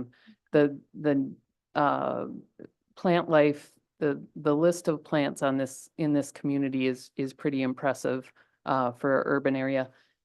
Are your members engaged in that as well, or is that managed through the department separately? Yeah, good question. I can speak from Ice Age Trail Alliance standpoint and maybe not holistically to the DNR standpoint, but Ice Age Trail Alliance has recently hired a land restoration specialist, and we've developed a HIP program, habitat improvement program, where we've invested both with staff, but also that staff training our volunteers. Historically, we've had volunteers to do stewardship work, vegetative management work, and that's gone really well. But us as an organization have redeveloped into that over the last 2 or 3 years. In this particular chapter, if anybody's hiked Lapham Peak or Scuppernong Prairie just to the north of this, they will notice significant restoration work being done out there. Our chapter, our volunteers are wholly involved with those efforts, buckthorn removal. We're training them up on herbicide use and following all the DNR protocols to help with garlic mustard removal as well. It is specifically along the trail. We have to sort of pick our battles, and it by and large is along the trail, but it does take on a landscape level in some of those other areas, specifically Lapham Peak and Scuppernong Prairie. Thank you. Other questions, Kevin? Doug? Thanks, Chair. That was one of them as well, so thanks, Marcy. The proposed trail reroutes, is that something with the purchase that will happen? Were those already planned, or what? So are they going to happen? Yeah, the reroute will happen. As you can see on the map, we're on the edge of the property. We have been on the edge of the property, not taking into consideration the great topology on the property, and there will be a reroute. It'll take some time to narrow down exactly where that reroute will be. There'll be scrutiny. We'll get stakeholders involved. But yes, we will do a reroute on that segment. Yeah, then my follow-up to that is that are the reroutes based on the easiest path to the next point? Or are they based on features? Our volunteers would like to say easiest path to build, or maintain, but that's not the case. It will be based on features, certainly. That'll be a key part of it. Sustainability. So where is it going to be dry? Well, where can we build with a little cross slope? So water is the trail's #1 enemy. And where we don't want to go straight up a hill, that's won't be sustainable, or nobody wants to hike that either. So it'll be a much more circuitous route than even you see on those maps. Thank you. Other questions? Just along that line, it's interesting that the railroad crossing is there as well, and I wonder if that'll be, right? Didn't we cross a railroad the other day? Off of this property, but to connect the trail, I think is one of those that we'll add in. Trail actually crosses the railroad at one point. That's where we were. Right, yeah. So that'll be an interesting mix on this one, but I think at the federal level, like cultural studies, further investigation of the endangered species and everything, and the protection of the fen and all the water resources as well. But yeah, the invasives, they've got their work cut out for them. Indeed. Other questions? Kevin, thank you, and thank you for your many years of service on the Ice Age Trail. I would say your footprints are probably all over this trail. Kevin spent years mobilizing support, laying out trail, and arranging for continued maintenance and management of the trail system. Thank you very much. If I may, Christine Seeger hired me 23 years ago. Wow. Questions for Jim? Marcy. Hi, Jim. Hi, Marcy. Great day the other day. Beautiful sunshine, beautiful visit. Pick the eclipse to highlight the. Yeah, we picked the date on the eclipse and got to see that thanks to some nice staff people that loaned us their glasses. So, as you know, I rarely see these price tags in Vernon County. So, on these types of projects, that whole issue of workload comes up and the amount of staff time we have to deal with it. Any extra comments on that after visiting or talking with the rest of the staff on how that's going to be handled? Yeah, I think it's a really continuous, fair question. I would defer to Phil if you want to talk in general or about the management. We talked about this a little bit, but or we have other members here. Morning, everyone. Chair Smith, Deputy Secretary Little, members of the board. Good question, Marcy, and always something that we're aware of in this area, especially with the Kettle Moraine Southern Unit. We do have staff that are staffed on that property. This property is within the project boundary, so very compact and not necessarily the worry of having far flung properties like we have in other parts of the state where we really lose travel time and logistics become a bit more of an issue. So through what we have on the ground now and then the upcoming master plan that Jim talked about, we'll be able to really narrow in on our priorities there and make sure this property gets managed. Okay, what's our timeline on that master plan? Do we have a guesstimate? At the risk of talking out of my old position, Okay. I would say in the next several years, we're hoping to get many of those coming up, but I know this is one of the upcoming ones. Okay, thank you.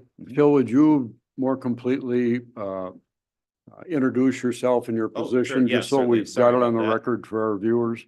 Phil Reinish, Deputy Division Administrator for the Fish, Wildlife and Parks Division. Thank you, Phil. Thank you. Other questions of Jim or Phil? Yeah, if I could Doug. just follow up with Jim. Oh, Oh, go ahead. you got a, Marcy, You might be the same one. go ahead, give her. go ahead, Marcy, and then Doug.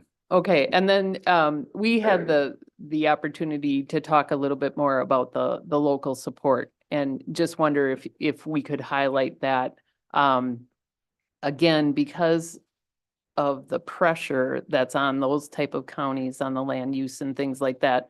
You know, the local support needs to be there as well, in addition to the Ice Age Trail. I totally accept that. But with everything from, you know, county government and who we work with in that area, if you'd just like to highlight that a little bit. Sure, and you had the opportunity to meet Jim Jackley, who is our land agent in the area, and Jim's been really a valued resource for us in Southeast Wisconsin, not only for acquisitions, but property management. And Jim has worked with his county for really decades on this property. We've recognized this land as being critical to not only the Ice Age Trail, but the Kettle Moraine State Forest for years. And so Jim has had a personal relationship, not only with the landowners, but also with the county and with the town.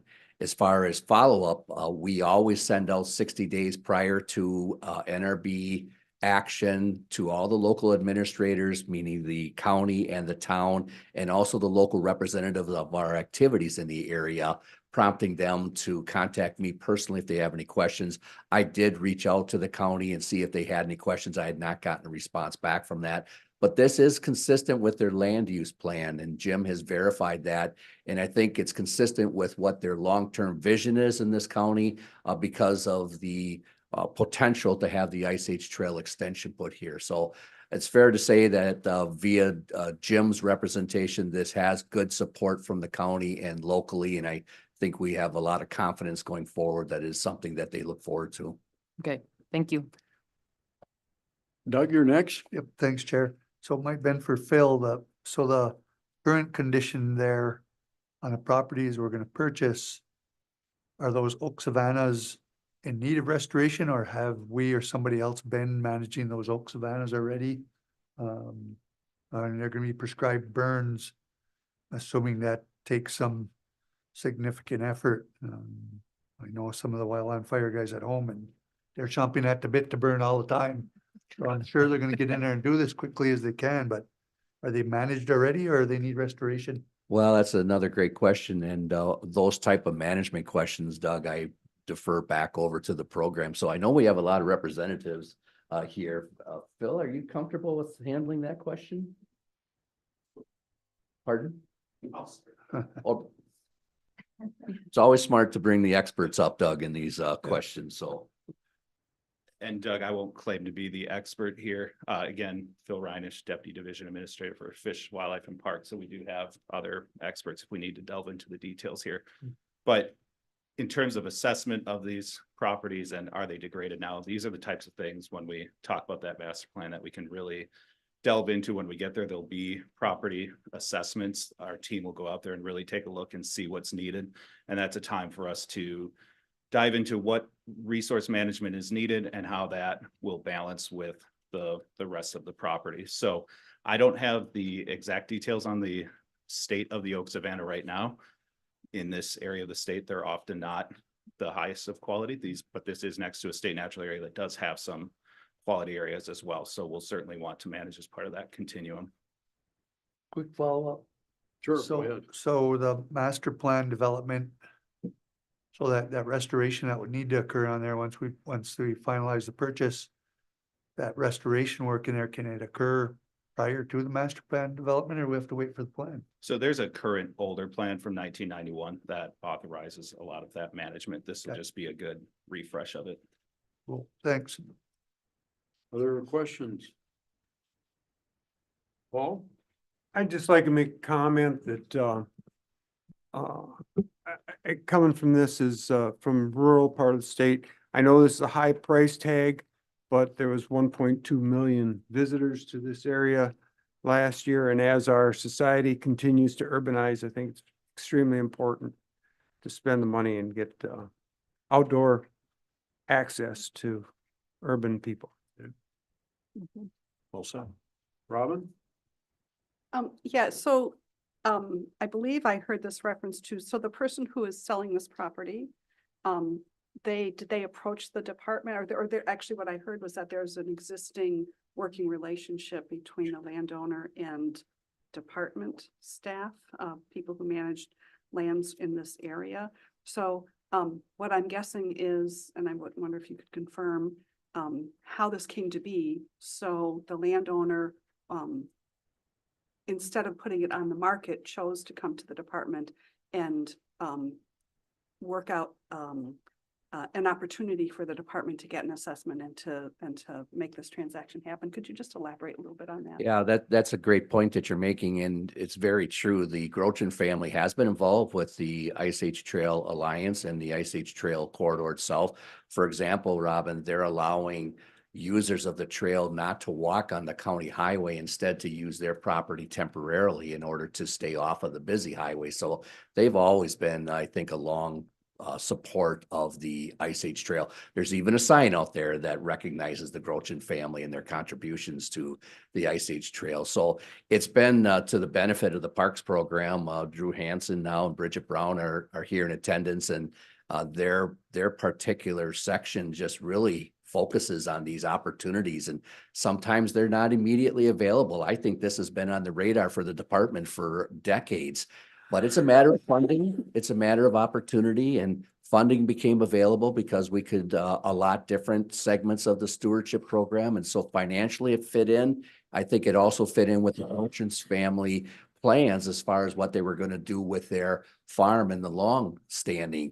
As you see, when you look at the mapping, there's a U-shaped parcel that's involved there. And that's because the family is maintaining the farmstead itself, and they're allowing these other portions to be purchased by the state. So I think it was a timing thing. I think it was also the communication between the family and our parks program and Kevin enthusiast program as well that just kind of led us to this moment in time here today. So it seemed to align itself pretty well.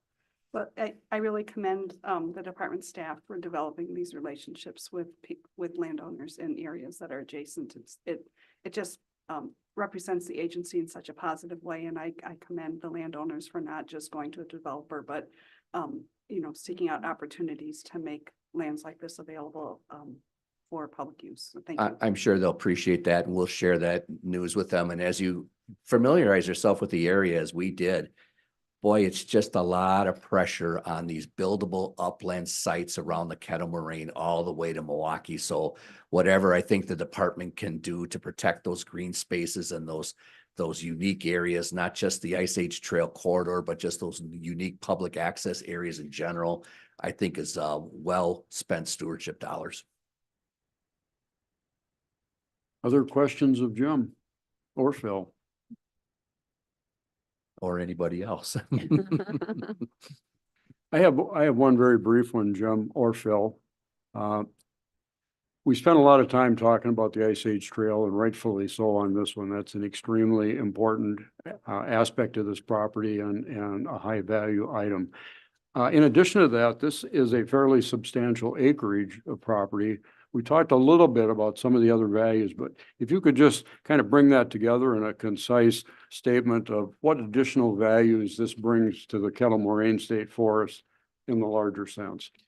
Yeah, that's a great question too, Mr. Chair, and thank you for that. So outside of the fact that there's connectivity, which is something that we look at with all our programs when it comes to acquisition, being able to connect existing department-owned land so there's more contiguous use of public properties, I think is important, not only from a public access, but also from a management perspective, especially when you're doing burns, if you don't have to worry about a private property line. So the connectivity is important, but also it's the Kettle Moraine Southern Unit, which is just visited by so many different people that enjoy anything from hiking to hunting to just enjoying the outdoors. And the addition of this property to allow for those 5 MBOAs on the additional trail segments outside of the trail segments, I think is absolutely critical. There's really good parking in this area for people to utilize this. And so to be able to explore additional lands and to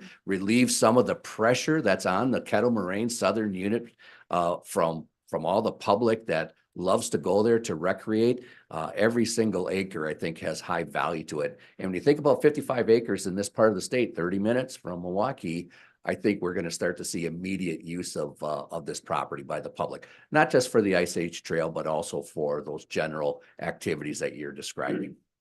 Thank you, Jim. Other questions or comments from the board? With that, I think a motion would be in order. Deb? I would move the land acquisition for these 55 acres. Okay, we've got a motion to approve. Is there a second? I'd second. We have a second from Robin. Any further discussion from the board? Hearing none, all those in favor signify by saying aye. Aye. Opposed, say no. Motion carries. Thank you, Jim, and thank you, Phil and Kevin and the other Jim. yeah, and Eric as well from the Park Service. We're a little past our scheduled morning break time, so I suggest we take a break now, reconvene at 10:30, and we will go right to open forum at 10:30 and then return to the agenda after those 3 appearances. Okay? Property.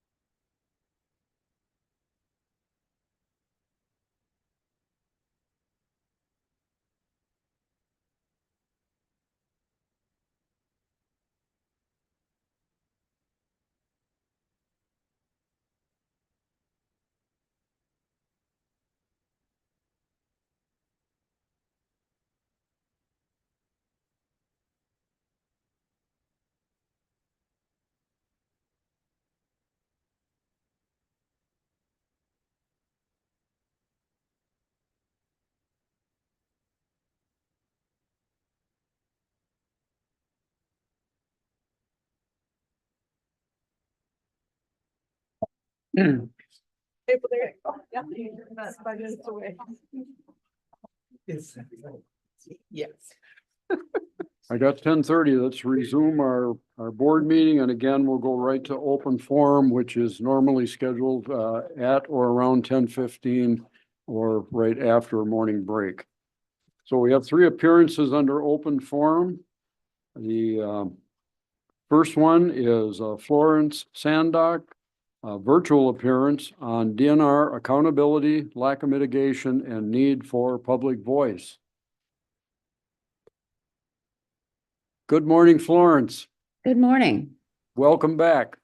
Thank you so much for giving me this opportunity, a second opportunity to address you. So Chairman Smith and Deputy Secretary Little, I very much appreciate this time. I'll make it brief. You have my letter or our letter from last time. And I congratulate the award winners this morning of your agency for doing an excellent job. And this does not diminish the fact that you have excellent people working for you and trying to do the best that they can. And that I certainly understand and recognize. However, there does seem to be a problem with implementation and with use of authority as far as the DNR is concerned. And I don't know exactly the origin of this, whether it's structural or whether it's motivational or whether the pressures on the DNR are so immense that it's very difficult to make headway. I'm sure maybe it's a combination of all of those. But just recently, there was a lawsuit that was made against the DNR from some CAFO businesses, and a Wisconsin law group had to step in. The Midwest Environmental Advocates had to step in and defend the DNR against these assaults. Recently, the legislature has been trying to interfere with local control. So there's a lot of difficulties in trying to maintain authority. But whatever authority the DNR does have, it needs to use. And I believe that in some cases, they do not. They do not take the steps that are necessary to really complete their mission, which is to protect our natural resources and reading from your natural resources, protect our air, land, and water, our wildlife, fish and forests, and the ecosystem that sustain all life. So that is the mission. And I think there needs to be a rededication or a reinvestigation of that mission and make sure that in every instance where it is possible to exert authority and to say the DNR is our firewall. The public has no other except recourse to legal means, and that's not always possible for individuals. So the DNR needs to step up in many instances where they do not. Number 2, I think if this board has the authority to put a bug in their ear that this needs to be done, then I would appreciate that. Or we need to have the governor appoint an ombudsman to protect the public and make that their duty, that the public has this individual working on its behalf to, there's a recent article in one of our local newspapers, USDA data, factory farms are up 50%. One of the very many problems that we're having right now is CAFOs, and we do not want to become another Iowa. Where do we turn for support? And that leads me to the second issue, which is local control. We need local control. Whoops, I'm sorry, I can't hear you. You're coming up on your 3-minute time frame. You're past it slightly. So if you could bring your comments to conclusion. I will do that. I will do that. Emphasize your key point. Thank you. Thank you. I appreciate it. So my first point is the DNR needs to use the authority that it does have and make sure that we get the protections we need. Number 2, local ordinances and local authority needs to be protected, particularly with the new iteration of EATS bills that are trying to undermine local authorities. So I would appreciate help on both those fronts.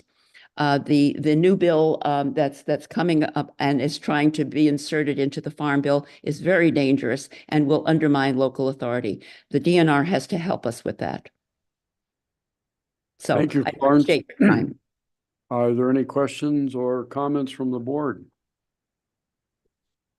Robin? I just have a comment of recalling that the state used to have positions called the public interveners who kind of served as that type of an ombudsman.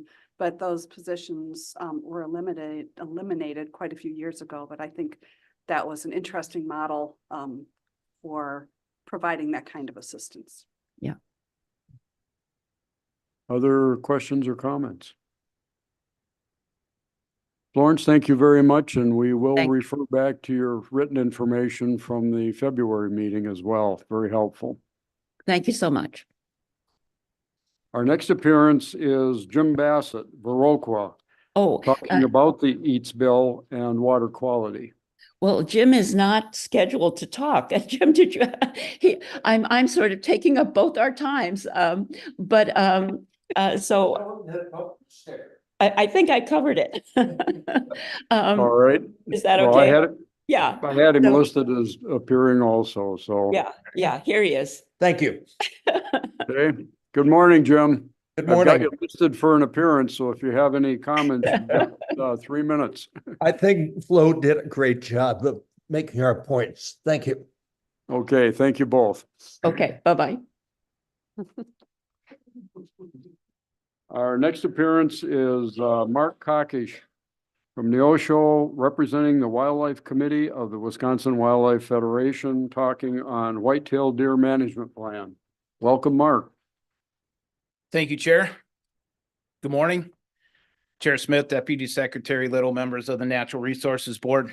My name is Mark Kakich. I'm here on behalf of the Wisconsin Wildlife Federation to express concern that the Wisconsin Department of Natural Resources at this point does not have a comprehensive whitetail deer management plan.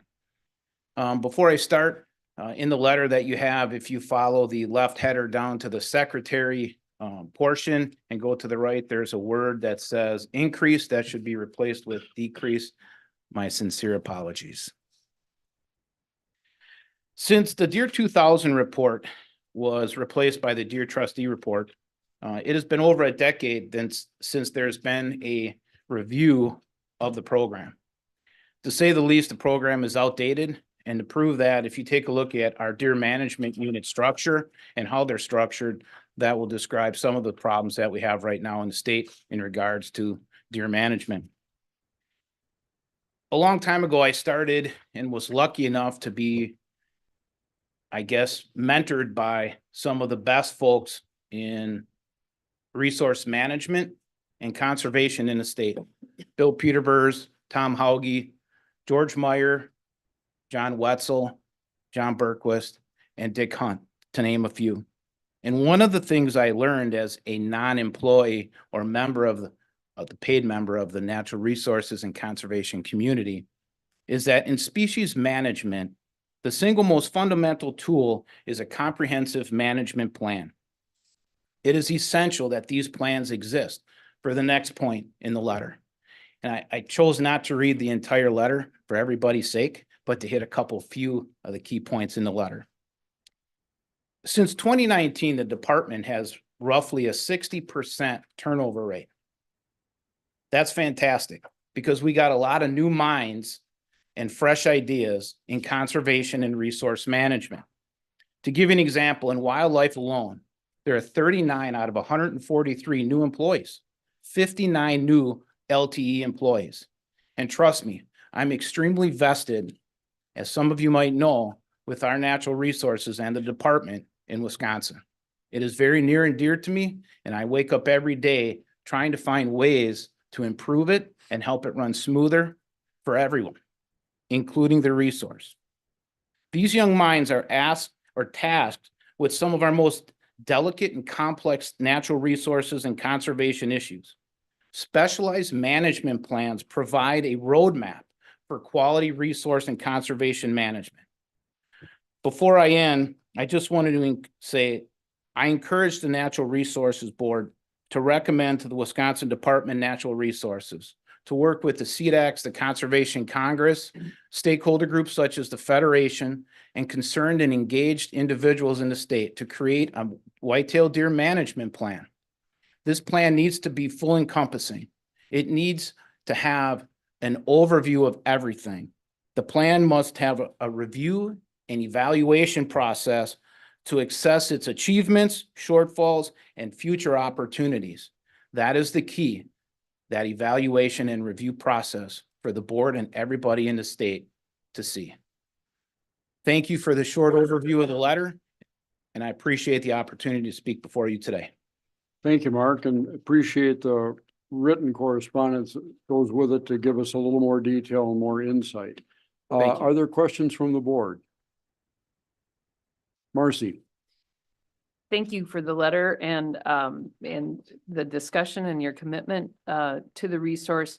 Can you just remind us how the Wisconsin Wildlife Federation operates as a member organization? Sure. The Federation is unique. We have over 200 stakeholder groups, whether it be a club or state affiliate organization, as well as individuals.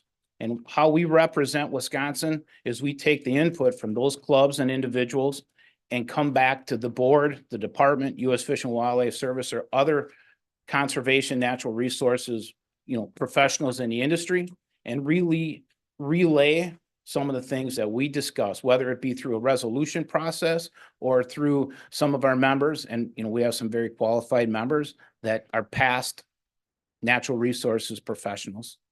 So we try to be a voice for the citizens of the state, but also a voice for the resource that we all represent. Okay, thank you. Other questions of Mark?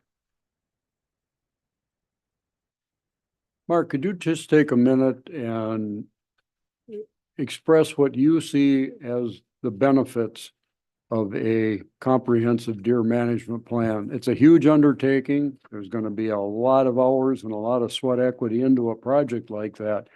I'd like to better understand your view of what the benefits would be. So number one, if there's anybody that reads a magazine, a local state magazine, Wisconsin Outdoor News, the Journal, or have conversations with folks that hunt or care about whitetail deer in the state, you will find a very conflicting set of, guidelines, information. Everybody has their own view on how things should happen.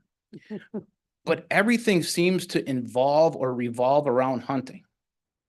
And I'm not saying that hunting is not a very important piece of the puzzle, but I think we all need to remember that conservation and the resources are first and foremost concern. And in turn, by looking at that, by creating a management plan for whitetail deer, you will then start to affect how we hunt. Because let's be realistic.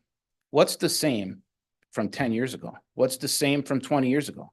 In 2000, we had over 875,000 deer licenses sold. In 2023, we had just over 777,000. What that translates is minus 100,000. A short time ago, this board heard the department come and talk about a shortfall for the wildlife fund. If you take a look at just the simple math, without really getting down to it, it's over a $2.5 million deficit just by the lack of deer hunters.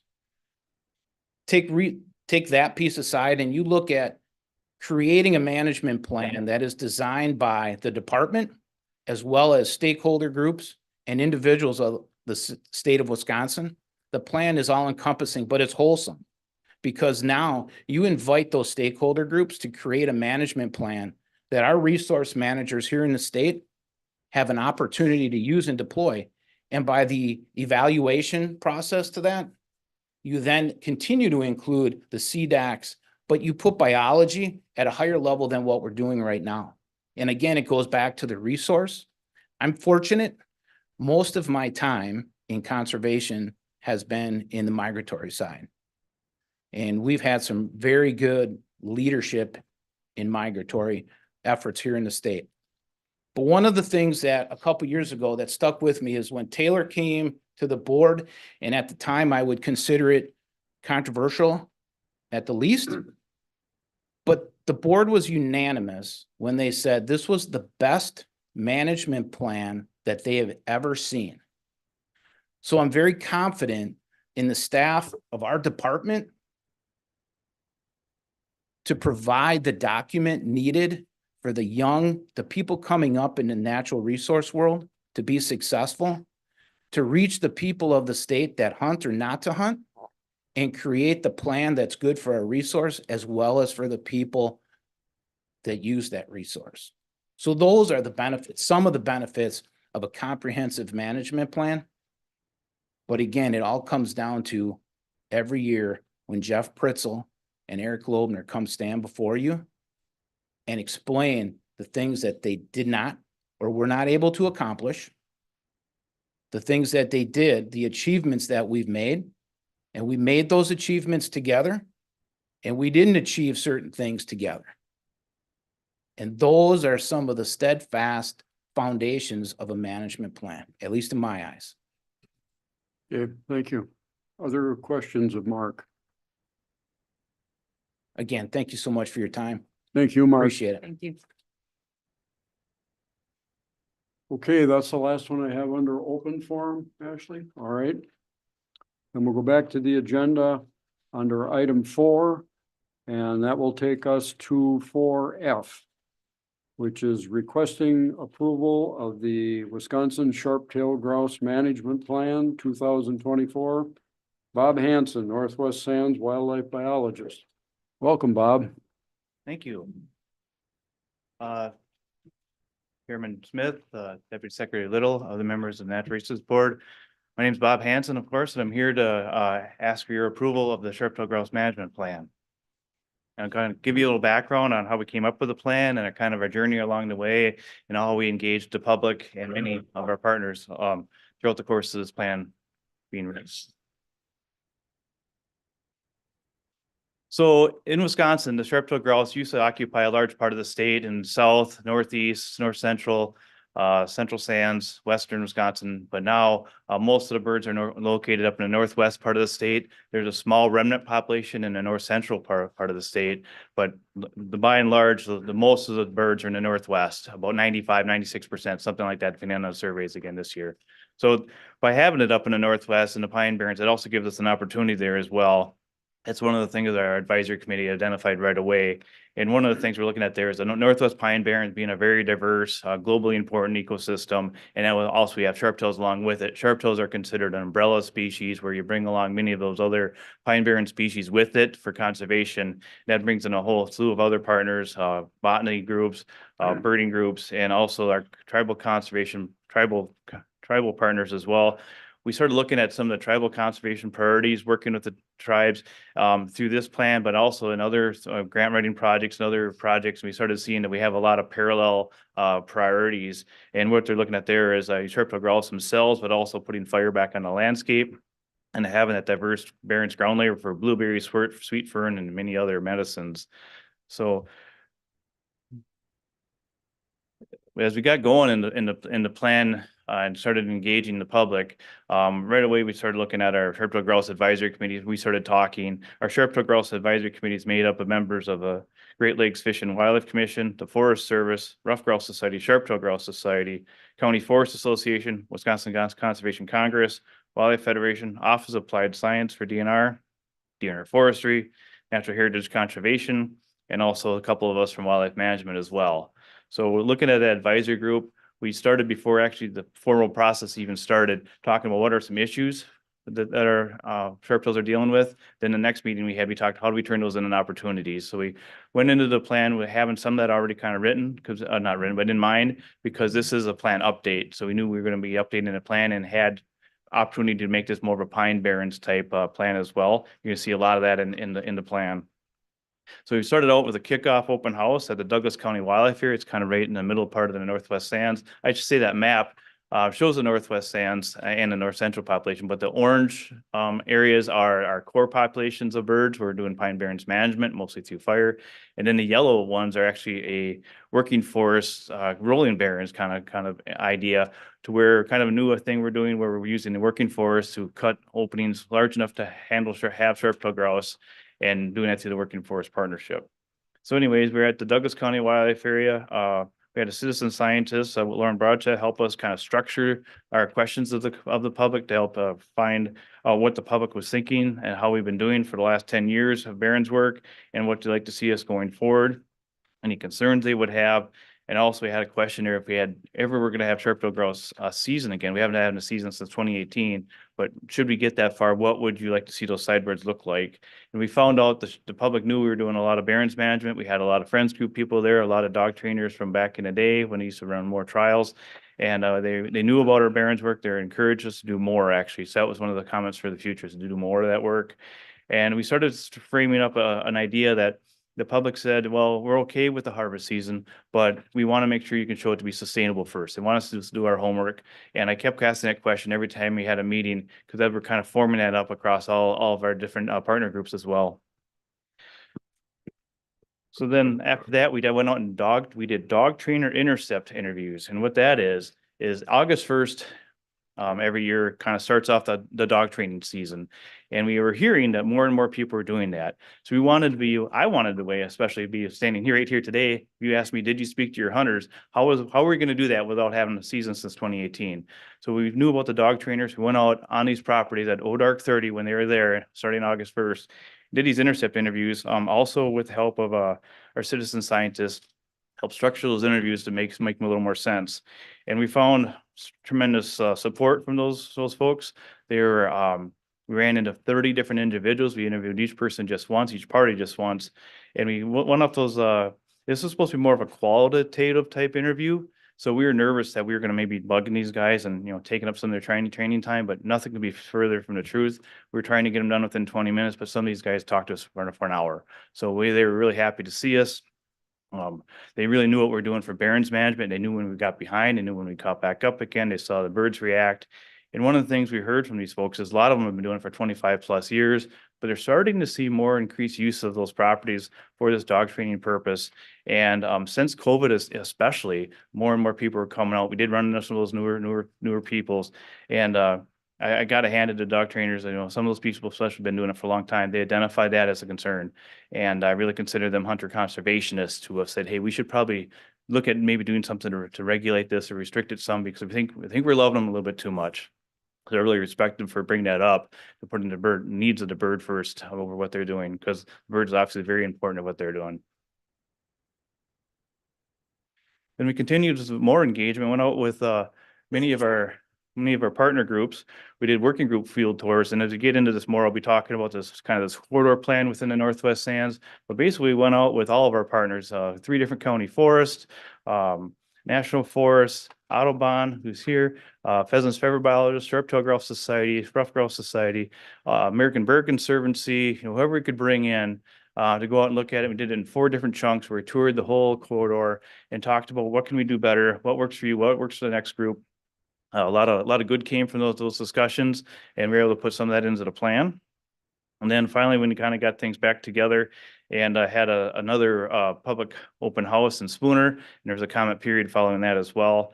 And we just got a lot of support. 40 out of 42 comments actually brought it up that they fully supported the plan, liked the idea for doing Barron's work, wish the plan could actually do more.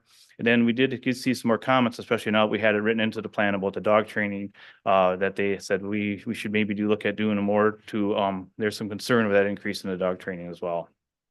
So from those comments, then we went back through the plan and met back with our writing group and our species advisory committee and we tried to strengthen a few different parts of the plan. We wanted to increase our capacity to manage these lands as we get more and more lands to manage.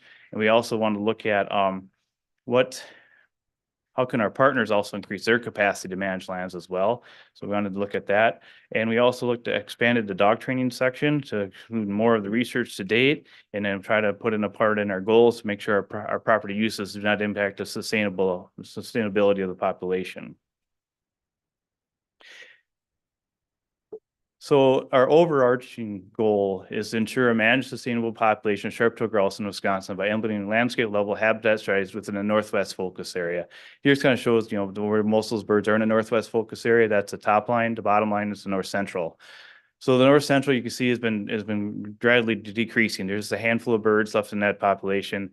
We're kind of having a plan, like should some natural event help us out or something happen to get us a little further down the road towards seeing that, then we would try to come up with something to help there. But right now, our biggest bang for the buck is in the Northwest. And you can see it's been stable for the last 10, 12 years or so. In the last 2 years, we've seen a nice little increase. I'm pretty confident this year, people are seeing birds all over. So we're hoping that we get out on those properties and do another survey period this year. And we survey on the Lex for the dancing grounds and count the dancing males. We think we're going to see another increase again this year. So that's our overarching goal.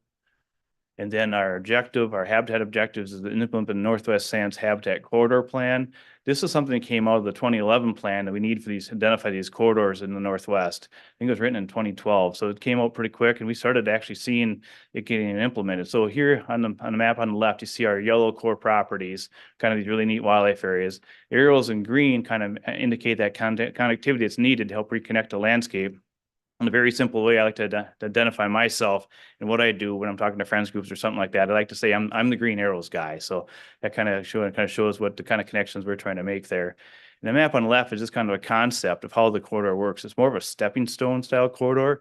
So those little pink squares would indicate a habitat patch. These habitat patches roughly have to be about 1,280 acres in size and within 3.1 miles of themselves to make that work.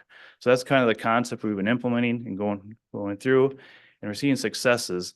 So what we want to do is continue to build on that success. The map we have here kind of shows where our core properties are, where our rolling barrens in yellow are, all the rest of the public land within the Northwest Sands, and those kind of little buffer circles around those properties kind of show that 3.1 miles coming out to the next property. What we're hoping to do is continue to implement more of those. We have several projects already underway. So our short-term objective is at that 10,000 acre level, take some of those smaller properties, like those couple in the middle, one's 6,000 acres, one's about 4,000 acres, and kind of bring them together so they're over that 10,000 acre mark. So they're less vulnerable, I should say. Then long-term is to do it more like that 50,000 acre level, to bring the whole landscape back together again.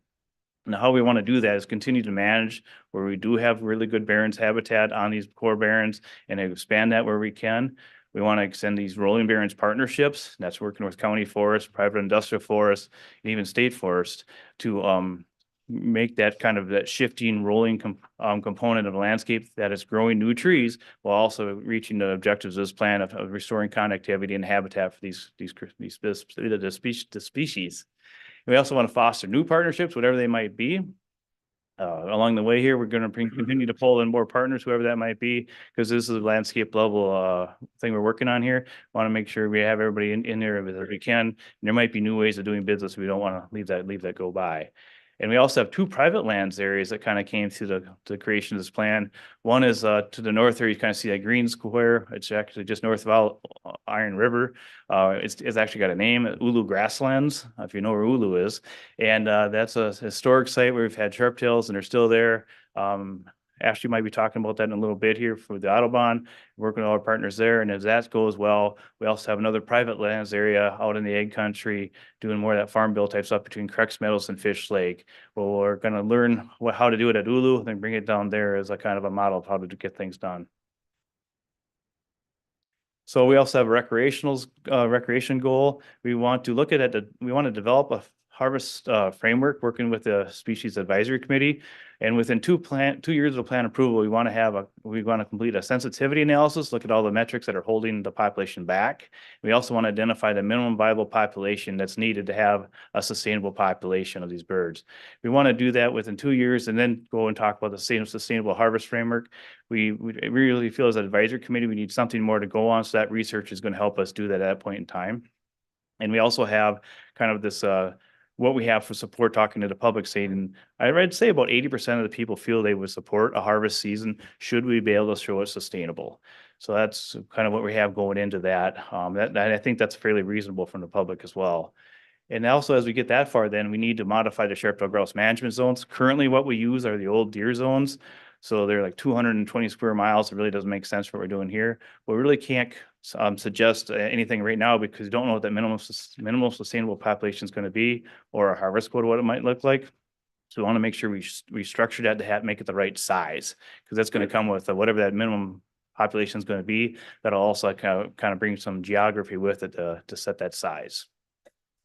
And also we want to expand our outreach opportunities. We heard from our partners that a whole bunch of us are doing this outreach, and we want to kind of make sure it's consistent. From DNR, from county forest, from friends groups, everything like that. We're going to have some consistency within that outreach to have a clear, consistent message.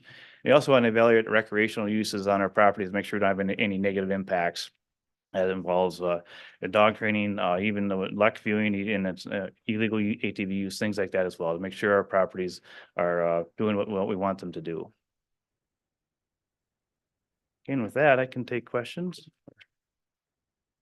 Bob, we've got some appearances here, and I think I'd suggest we hear from the appearances and then stay close, and we'll get into the questions. Okay. Thank you. Okay, our first appearance is a virtual appearance. Mike Amon from the Ashland County, Bayfield County Forestry, and, excuse me, from Ashland City, Bayfield County Forestry and Parks Department. Again, the topic is sharp-tailed grouse management plan. Mike, welcome. Yeah, can you hear me? We can hear you loud and clear. All right, hello, and thank you, Chairman Smith, Deputy Secretary Little, and members of the board for the opportunity to speak. My name is Mike Amon. I'm a county forester with Bayfield County, and I'm speaking on behalf of the Bayfield County Forestry and Parks Department in support of the sharp-tail grouse management plan. Bayfield County is a strong partner with the DNR in supporting barrens and sharp-tailed grouse in the Northwest Sands. Partnerships are extremely critical in realizing the success of this plan and the long-term persistence of sharp-tailed grouse in Wisconsin. The DNR, the U.S. Forest Service, private lands, and county forests all need to be involved in supporting barrens in Wisconsin. And Bayfield County has supported this plan through the creation of 2 barrens that fit into the stepping stone concept that Bob described in that as directed within the Northwest Sands Habitat Corridor Plan. Bayfield County is a proud partner in supporting this globally rare landscape that supports countless species, which also includes sharp-tailed grouse. So I just wanted to highlight these partnerships. They're ongoing, they're growing in terms of financing. And when you look at the cost of some of these projects, just want folks to be aware that there's a lot of things happening internally within these corresponding lands that are really kind of the cost is incurred within our department, and it doesn't cost the DNR, direct outlays of money to realize new barrens properties. That doesn't work everywhere, but there are a lot of new barrens that are getting opened up within county forest. I did want to identify quickly just a concern I have with the plan, I guess, and it's a minor one, just in identifying staffing concerns. I just want to make sure that, these properties, the focal DNR properties, need to have the staff and the funding to be solid anchors for sharp-tailed grouse. And we've watched the Bureau of Wildlife lose staff over the years, and that's continuing.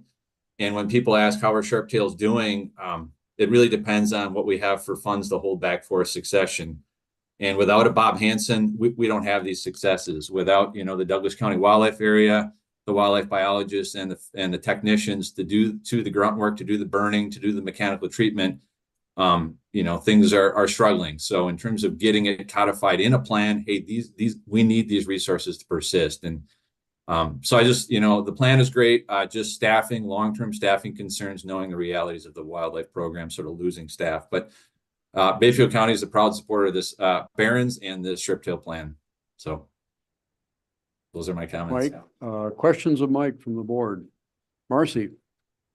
Hi, Mike. Good to see you again. On that staffing issue in your neighborhood, as we saw on the map and we see in the management plan, the differences of public ownership throughout that region.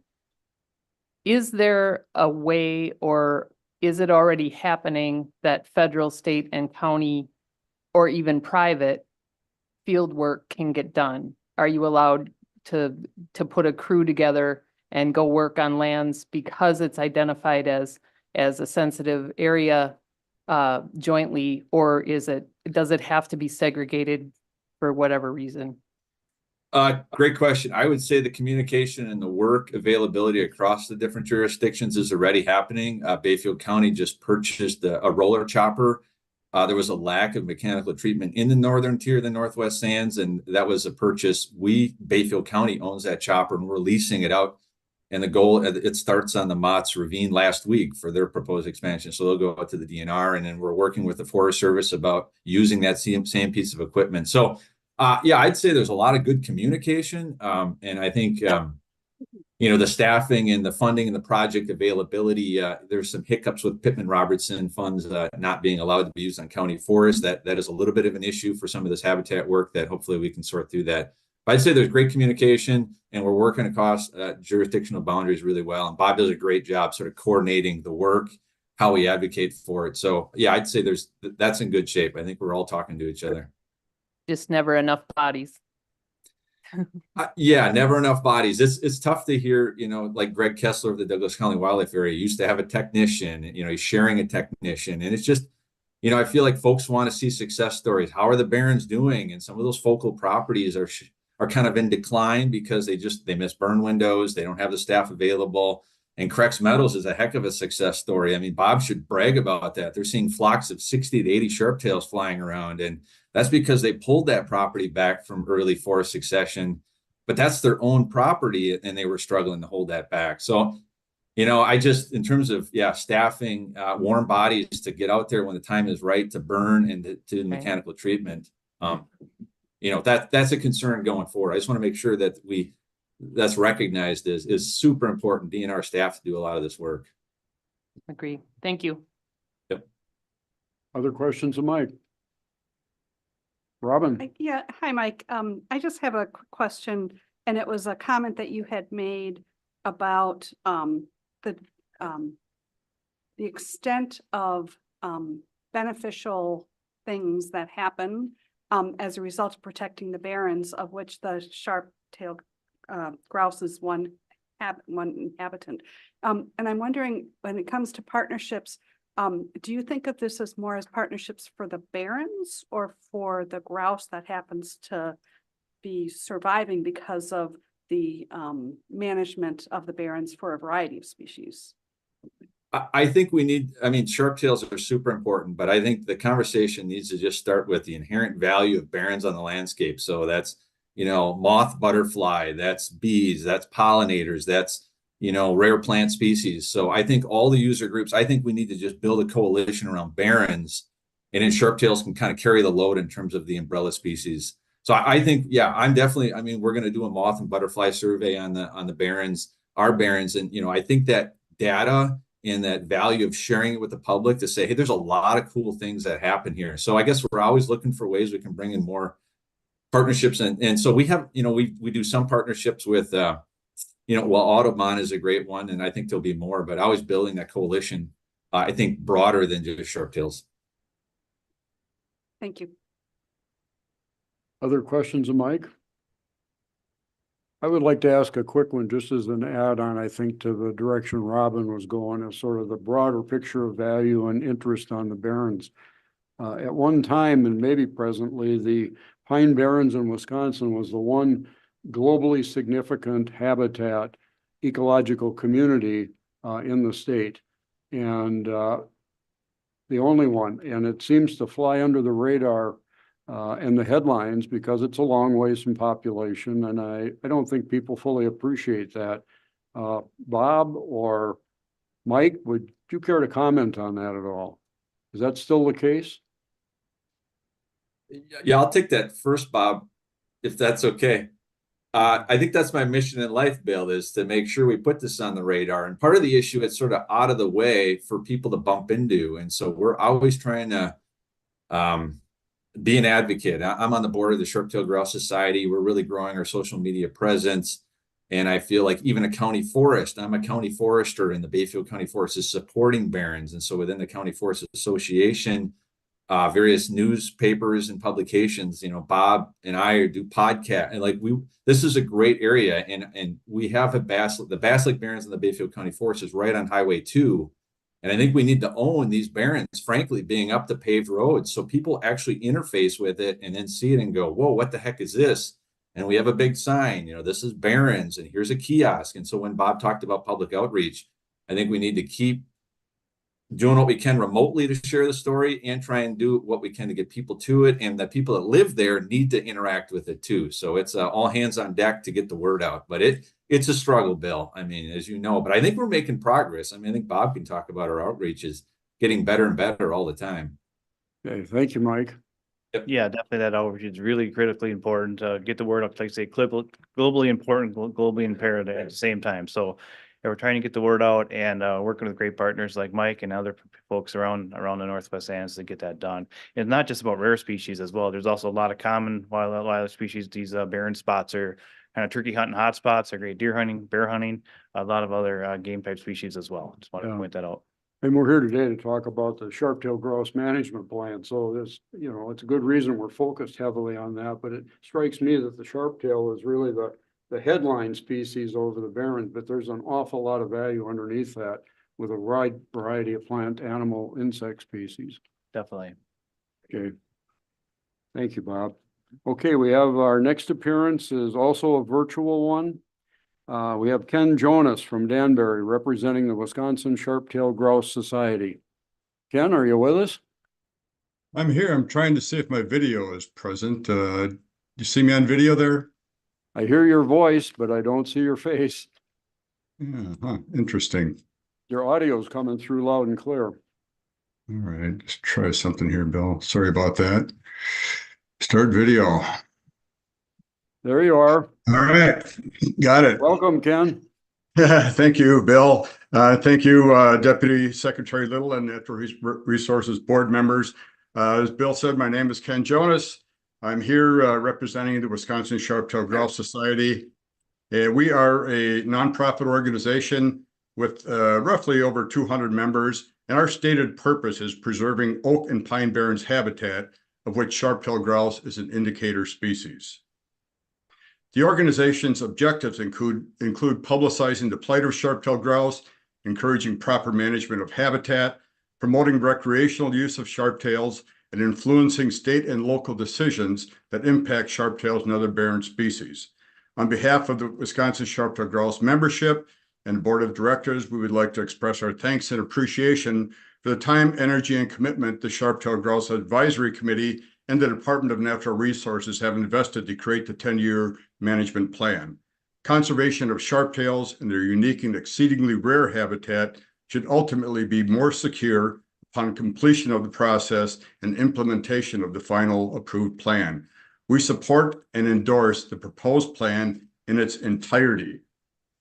We agree with the overarching plan goal and the need for adaptive management as an essential element for moving forward as research, innovation, create better understanding and offer greater success in future management of sharp-tailed grouse and its habitat. WSGS wholeheartedly endorses the implementation of the Habitat Corridor Plan that includes both public and, where appropriate, private lands. Key components include continued intensive management of core barrens properties, which currently contain the healthiest sharp-tailed grouse populations that will then provide a source for dispersing birds into new habitat elements. Wherever possible, an effort should be made to expand core property acreage that will be managed as barrens habitat utilizing acquisition and long-term leasing and other cooperative agreements. Connectivity of core properties is also essential. The plan appropriately proposes 11 permanent stepping stone habitat parcels of 1,280 acres each at roughly 3.1 mile intervals to link core properties and increase potential distribution and expansion of existing sharp-tail populations. The creation of stepping stone habitat will require partnerships with both public and private landowners in the corridor, as well as allow temporary habitat in the rolling barrens management scheme. The plan recognizes six total stepping stone projects as priority level 1 status due to the importance they play in overall connectivity of core managed properties. While we recognize the expense and commitment that is necessary to purchase and develop stepping stone projects, we endorse completing all 6 of the Priority 1 Stepping Stone projects over the course of the 2023-2033 Sharp-tailed Grouse Management Plan. Maintaining and fostering new partnerships in the achievement of habitat goals is obviously critical to success of the habitat plan. We support the development of a sustainable harvest framework for sharp-tailed grouse that would be flexible in creation of an annual harvest quota that would still allow population growth. We support changing of sharp-tail management zones that are better aligned with the boundaries of core management properties and reflect science-based genetic composition, habitat connectivity, and harvest management potential. We agree with the effort to have a new population viability analysis that is comprehensive and utilizes the best available demographic information from the sharp-tailed grouse population. We recognize that the cost for intensive management of Northwest Sands habitat in the early appropriate several stages for maximum benefit to sharp-tailed grouse and other open sand barrens. Yes, Bill, holding up your hand. No, I'm sorry.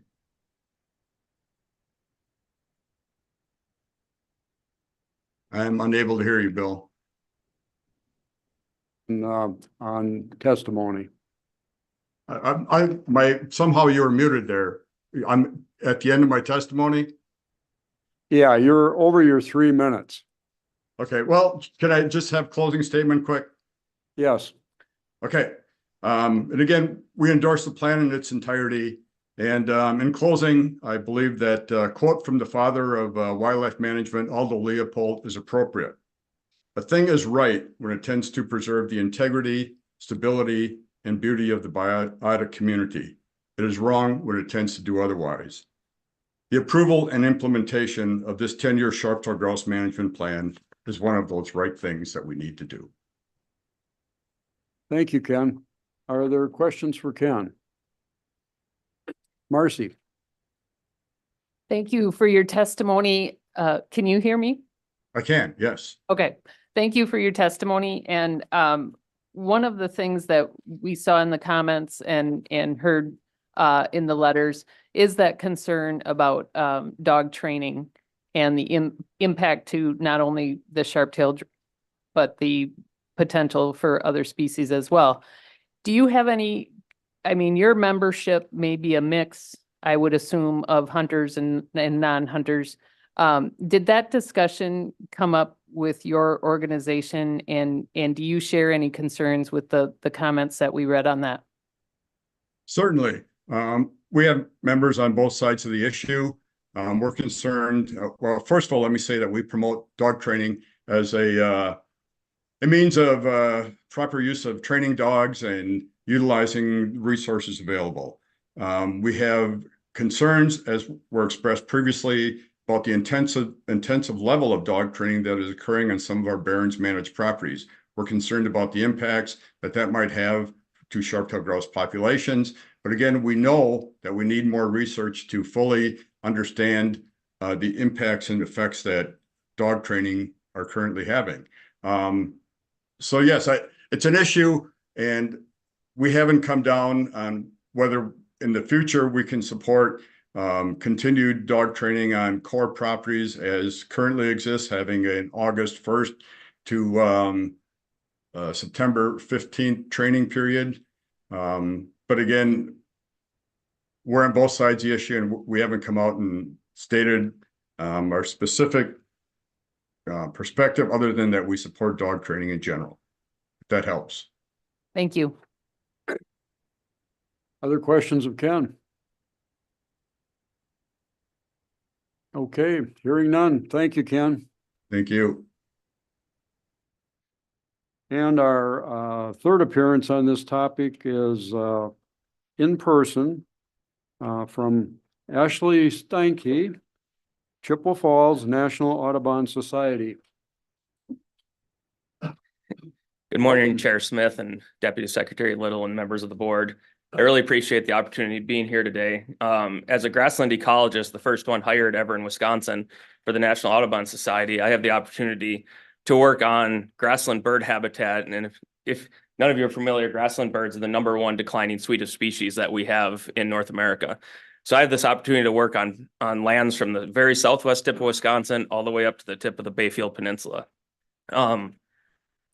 Just this last week, I was able to, well, let me back up. So as part of that work, two of my favorite projects I'm working on our two native prairie grouse species, greater prairie chickens in central Wisconsin and sharp-tails in northwest Wisconsin. This last week, I surveyed prairie chickens in the Paul J. Olson area on private lands. And although I've surveyed these things hundreds of times, last week I got out in the dark, 6 o'clock in the morning, and I could hear that haunting boom of those chickens in a field. And anytime that happens, to anybody who cares about bird conservation, it like really hits you, right? On Friday of this week, I'm going to be doing the same on the Ulu grasslands in the Bayfield Peninsula. So part of my job that I have taken on is to be a partner of the DNR on their Barrens work to help connect these habitats that Bob talked about. The Ulu grasslands area has been identified as an important grassland bird conservation area, including the fact that sharp-tails still exist there. There had been a little outreach done apparently to these private landowners about a decade ago, but I think it was mostly like, let's send a postcard with a couple groups, and we all know how that happens. You get a postcard in the mail, most people pitch it, right? Well, I'm a farmer from northern Chippewa County, and that's what most of these folks are. They're retired dairy farmers, retired beef farmers. So I just decided, let's go up there and do an outreach where we pull in their driveway, knock on their door, and talk to them about why I'm there and how they can help us do this habitat work. Turns out these folks lament the loss of sharp-tails in that area. I started hearing stories of guys going out when they were kids in the 50s and 60s. Mom would send them out in the pasture to harvest a couple sharp-tails for supper that night. And they would see flocks of 50, 60, 100 sharp-tails, and now they have like 5 left. I've been able to get with about a dozen landowners so far, just by knocking on doors. 11 of them have agreed to do sharp-tail habitat work on their place. So it's kind of this model we're trying to produce of going and meeting private landowners where they're at to do bird conservation. So with that and our work, I'm just here to support Bob and the sharp-tailed grouse management plan as we go forward the next 10 years and doing our part of being able to use our organization and our expertise to do the work on private lands that the department and other folks like Mike Almond working for Bayfield County cannot do. So thank you for having me. And with that, I'll have any questions. Thank you for your comments. Any questions for Ashley? I just have a comment that Robin? I'm just so impressed with the number of different organizations that are working so collaboratively together. And it's just it's a great model that I think needs to be highlighted more and more. So thank you for your efforts. You're welcome. It's very impressive. Thank you. Okay, Bob, you want to come back up? Sure. Any further questions for Bob? Paul? I looking through the plan, I see that there's been genetic studies on the inbreeding coefficients of these different populations in different areas, and because of because they're so isolated, they've become rather inbred. The solution to me appears like you could bring in some to help genetic diversity, bring in some birds from western Minnesota that seem to be quite a bit more genetically different, and get some hybrid vigor in the flock and maybe make them more sustainable. Has that been considered? It has been considered and tried. We did a translocation from northwest Minnesota to Muckwa Barrens. That's in that very northern part in the national forest. It has given that population a shot in the arms. It wasn't done so much for genetic reasons, and more done for numbers reasons. They were down to 2 dancing males, so they were getting really low. And one of the things that's fairly newly coming out is some research coming out of Minnesota, where we looked at our birds and said that's how we knew they weren't getting between the properties. They were genetically isolated because they had different genetics showing up on different properties. Now, research out of Minnesota says, well, it's not as big a concern as originally thought, because what they think the birds are doing are becoming more specialized to the property and specialized to that particular habitat. There's not in all different types of habitat anymore. They're more focused on that. So it was kind of a little bit of sigh of relief coming from Minnesota that maybe it's not as big a concern as we originally thought.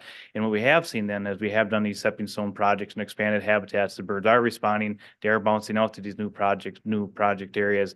And I think through more of that, we'll see that genetic diversity start to increase again. especially as those populations come back connected again. Other questions, comments? Robin? No, you're fine. I just have, one other question, and I think, it's something that I heard from you, through our past discussion, but, there were, clearly areas where there could have been, potential user conflict, dog training or ATVs or things like that. But could you just clarify, that those issues will be addressed through, management plans of those particular properties, or can you just describe that a little bit? Yeah, when they're in our information needs area of the plan. And also we have kind of already getting it started, talking with the spooner biologist who runs an Amakagan Barrens. That's where 95 or 98% of the dog training is happening.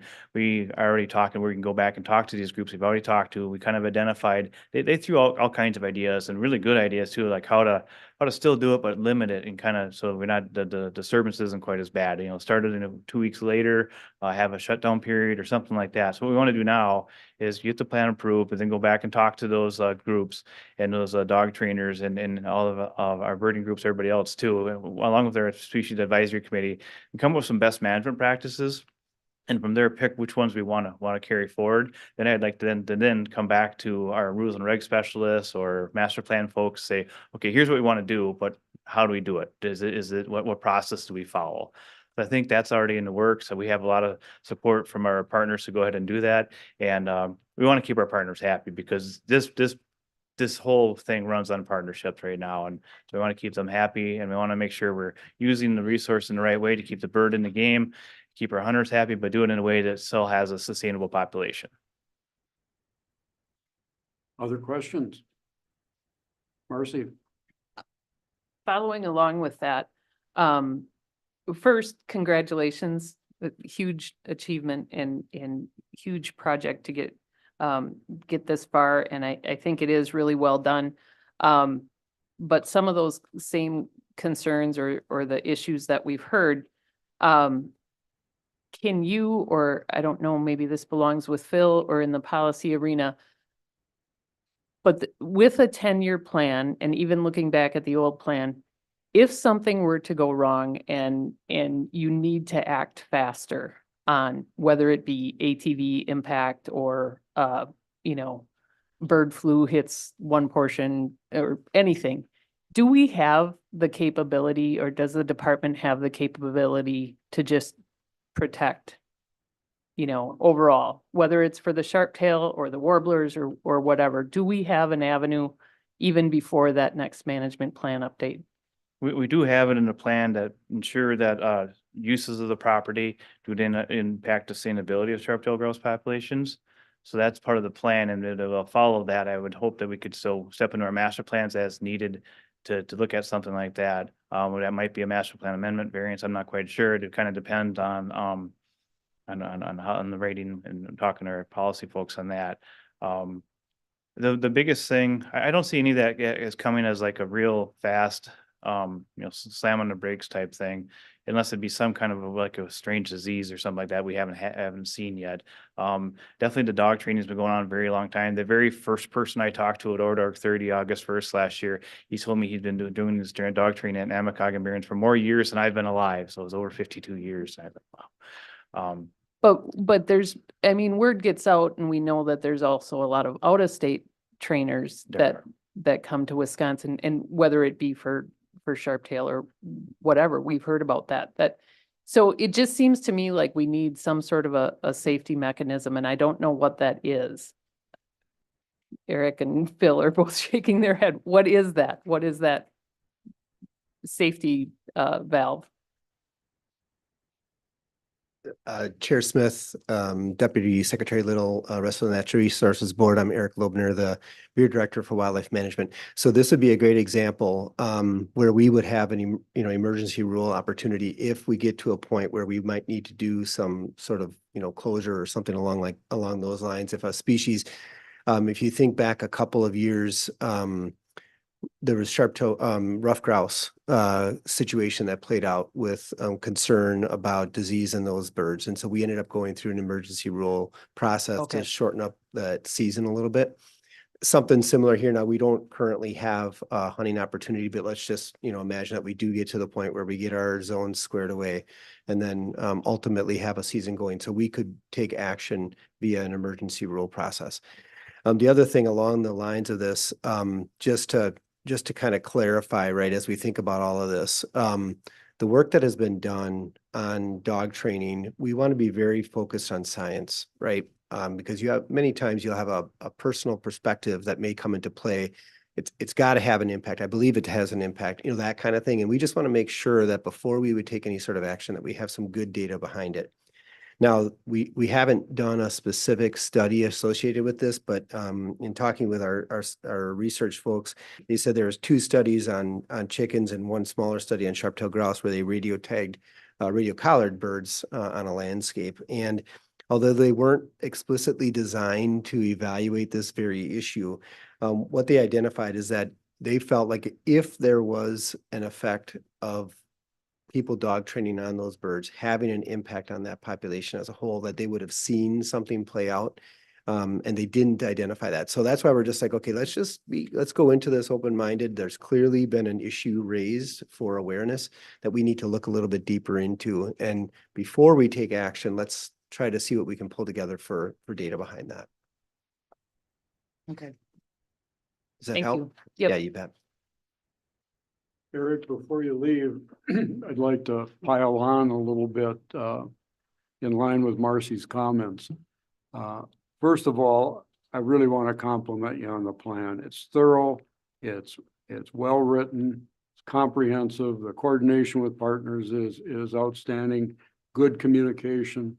The part that caught my attention, other than being excited about all the good things and the progress being made, were the letters that came with the plan. A lot of that input, not the stuff that the board got today, but the stuff that was attached with the plan. Mm-hmm. There were an awful lot of anecdotal comments from people that have spent their careers working with barrens, grasslands, and in particular sharp-tailed grouse.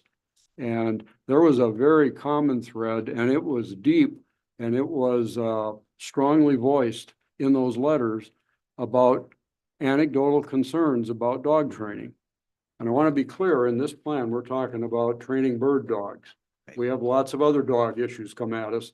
This is bird dogs, and a lot of it is professional trainers or private individuals that are training their own dogs.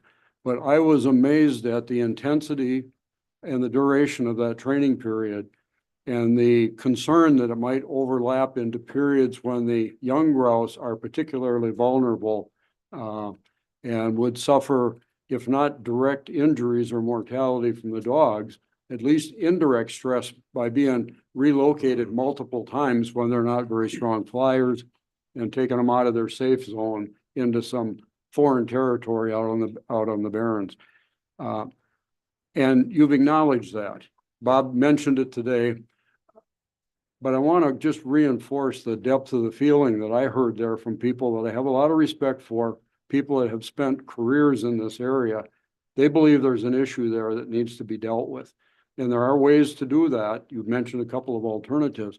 What I would like to understand is the interpretation that the program has of those comments and your intention to do something about that in a defined time frame.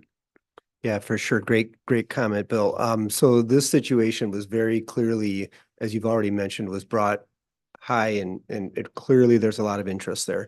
As you think about dog training in general across the state, whether you're talking about prairie chickens or you're talking about sharp-tailed grouse or just pheasants or whatever, there certainly seems to have been a bit of a growth in that area, people getting out and professional training their dogs. So impacts are certainly an area of concern that we've been monitoring. Looking at what is being identified here, there's some great opportunities with the plan that Bob has presented here before you and the group has worked together, that this idea not only, okay, so we have training occurring in these areas, but as we expand that habitat and then as a result, the population expands, you can have areas where that impact can be minimized. But nonetheless, getting back to your point, yeah, there's a need to identify this on our research agenda and ultimately see what we can do with our Office of Applied Science to maybe evaluate this a little bit deeper, look more closely at it. Like I said, we don't want to just have a knee-jerk reaction, but certainly I respect the point that, yeah, there's a lot of interest out there from individuals and groups that are very actively involved in dog training, and recognizing their areas of interest is very important and their concern. Yeah, I don't want to encourage a quick jump to Yeah. solutions that aren't well thought out.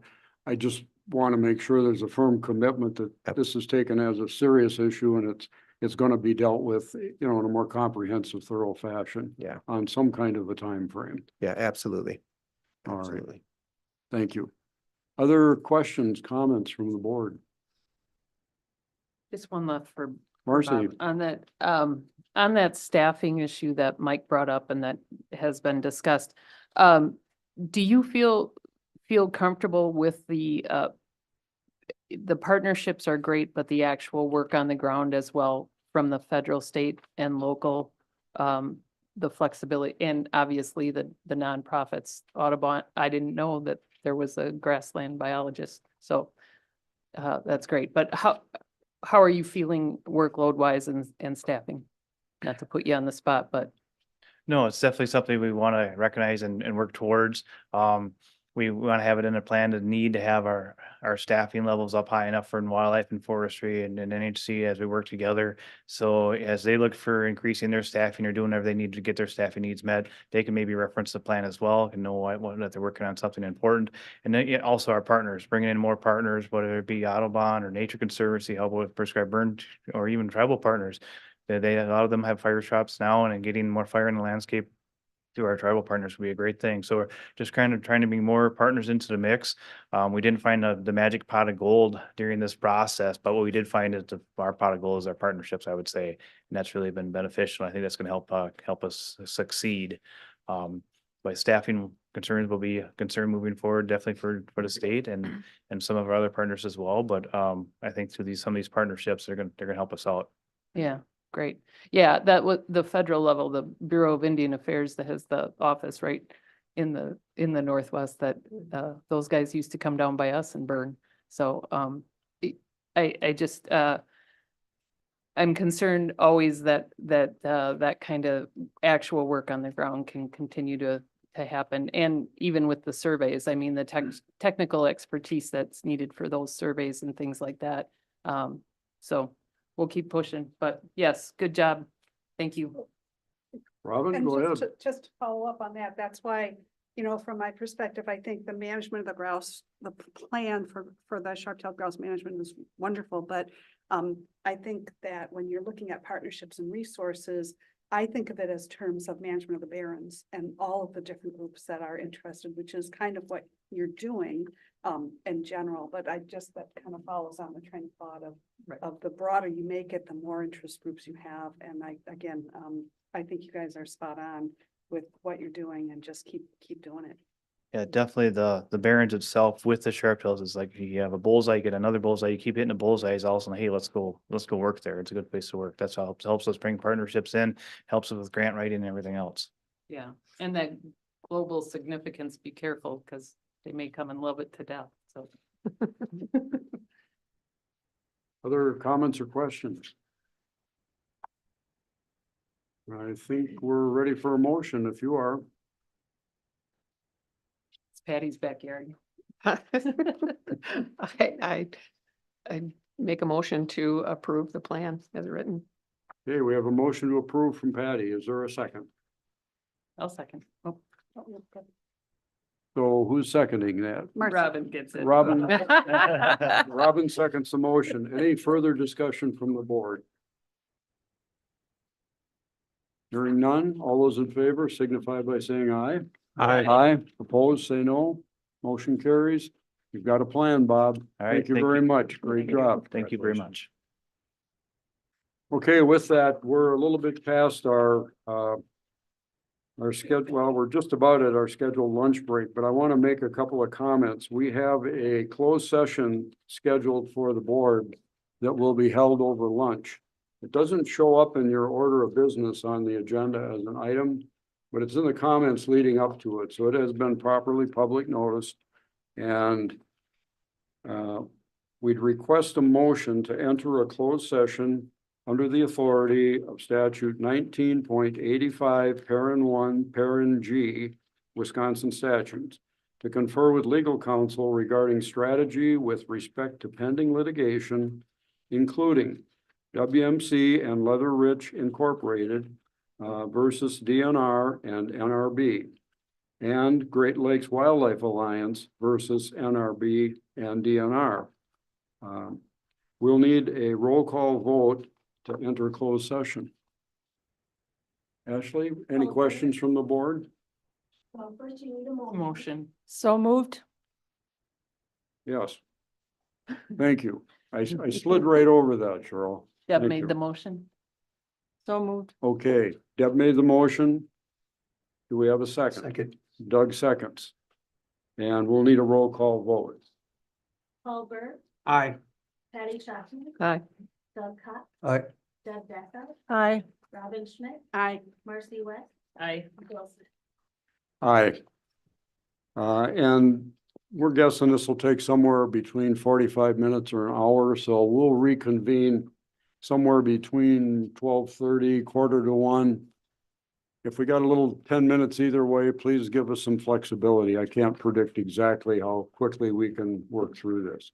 So with that, we're adjourned for lunch and closed session, and we'll return shortly after 12:30.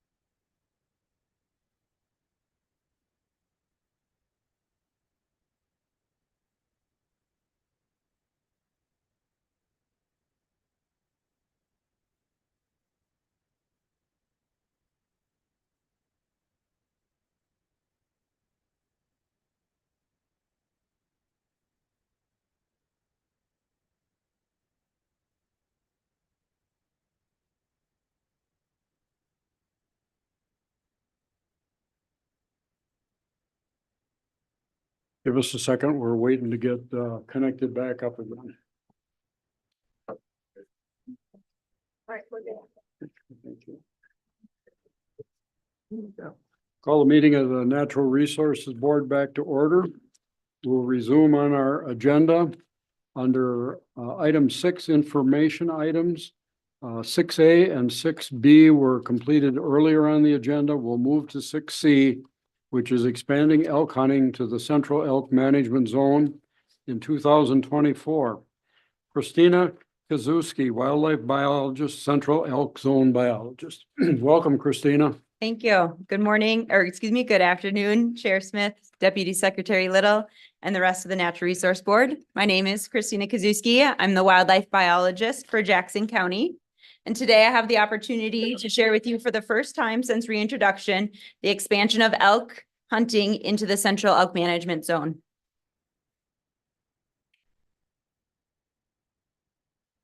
There are 2 elk herds in Wisconsin, one in the north in the Clam Lake Elk Range, and one in central Wisconsin in the Black River Elk Range. Currently, there are approximately 400 elk that reside in Wisconsin, and that population will soon see an increase as spring calving is just around the corner. We then will estimate nearly 550 elk residing in Wisconsin. Elk were a native ungulate to Wisconsin. However, in the 1880s were eliminated from the landscape due to primarily habitat loss and unregulated hunting. Restoration of elk back to native lands successfully began in 1995 when the state of Michigan gifted 25 elk to Wisconsin to be reintroduced into the Clam Lake area. Subsequently, elk were reintroduced into the Jackson County area in 2015 and 2016 when elk from Kentucky were brought and released into Jackson County. In 2018, the first modern day elk hunt was held in northern Wisconsin. And during those quota setting process in 2018 and 2019, those quotas were subject to administrative code, which required the quota to be set at 5% of the population. Within that administrative code, it also required each herd, the north and the central herd, to meet a specific threshold or a minimum population level. For the central herd specifically, that population minimum was 150 before a hunt could occur. In 2020, that administrative rule was eliminated. Today, I again will share with you that our department has approved a hunt in the central zone in the Black River Elk Range. Since initial release, the central herd has seen an annual population growth of about 17% over the past 5 years on average. This population increase is really bolstered by our high calf recruitment and calf survival, where we see nearly 85 to 90% of our collared calves survived their first birthday. The herd also has a high pregnancy rate, and this is often driven by milder winter conditions seen in the central zone, as well as healthy body conditions, which is indicative of increased pregnancy rates. Our adult mortality, it falls about 15% within that adult cohort. Although there's a spectrum of causes of mortality, vehicle collisions have been and continue to be our #1 source of cause of mortality in our adult cohort. And so, as I mentioned, our post-calving population estimate for the central zone is projected to surpass 180 after post-calving occurs in mid-May through June. So with the strong population or the strong herd within the central zone, that also translates to a strong bull population within the central zone. Our bull to cow ratio within the central herd currently falls between 80 to 90 bulls to 100 cows as a ratio, and that's a proportion of the animals that are on the landscape. Through a survey which occurred in October of 2023, we were able to uniquely identify 47 bulls associated to that central herd. Of those 47, 26 were classified as mature bulls. And so that would be an age classification of about 3.5 years or older. An additional 21 immature and juvenile bulls associated to the central herd.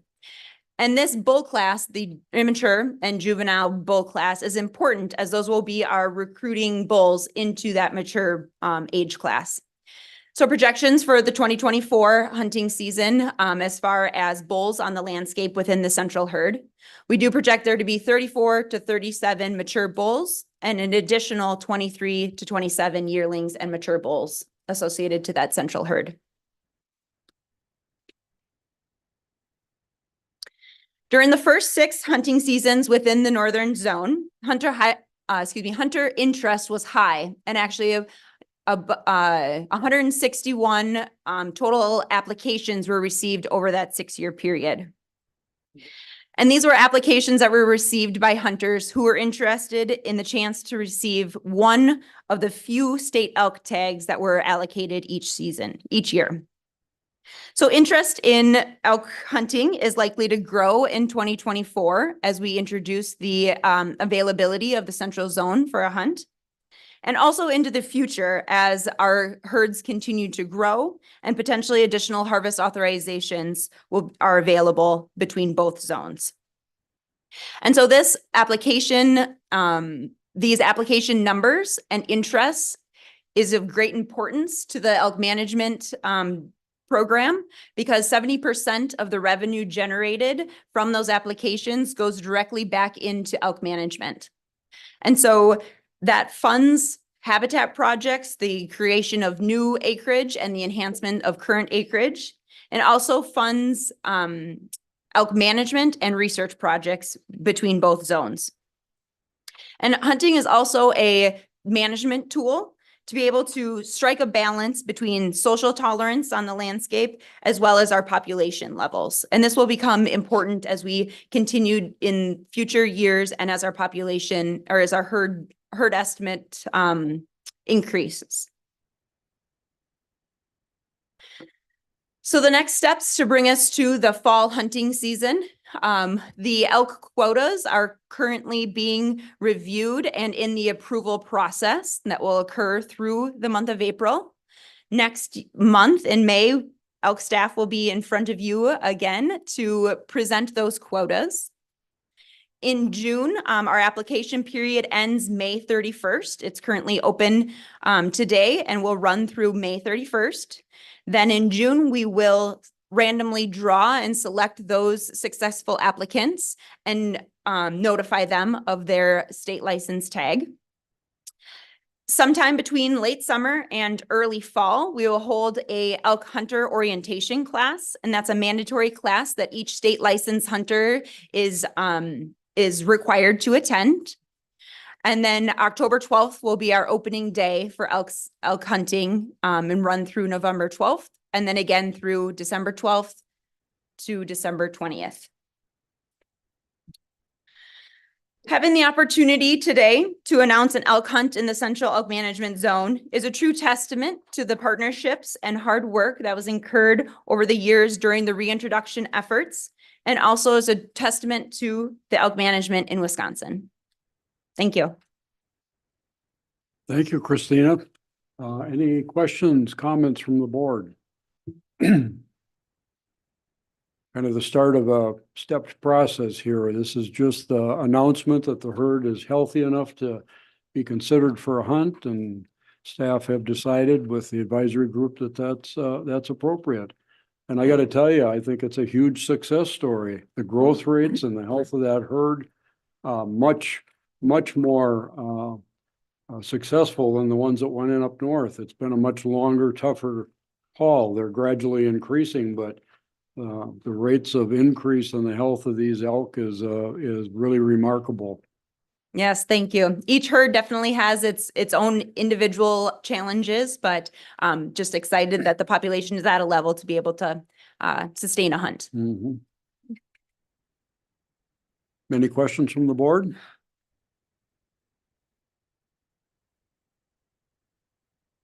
Okay, thank you, Christina. Okay, that's our last informational item. We'll move on to item 7, Department Secretaries Matters. Deputy Secretary Little. Thank you, Mr. Chair. First, I'd like to present a few retirement recognition announcements. First, Lisa M. Klingman, Parks and Recreation, 21 years. And then secondly, Julie M. Sauer, Land and Facilities Management, 33 years. And I request a motion to approve these recognitions. Approval?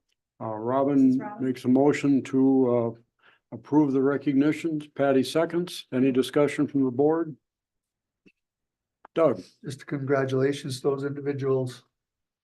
They're very well deserved. Thank you. Any further comments? 54 years of institutional knowledge. Wow. Yes, it is. Yes, it That's is. huge. Very significant contributions. Mhm. Okay. Hearing none, all those in favor signify by saying aye. Aye. Opposed, say no. Motion carries. Thank you, Mr. Chair. Thank you. Next, let's move on to real estate transactions, and I will ask if there are any questions on the real estate transactions.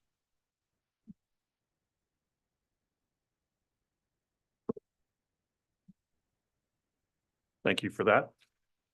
And then lastly, on Department Secretary's matters, I just wanted to reiterate again how excited and how important the Rebecca Wallace presentation was to the board, to the department today. It's really, truly one of the things that I get most excited about as an employee of the department, and to be able to recognize just the quality and the talent that we have here in the department is something that it means a great deal to me. So just wanted to again reiterate that.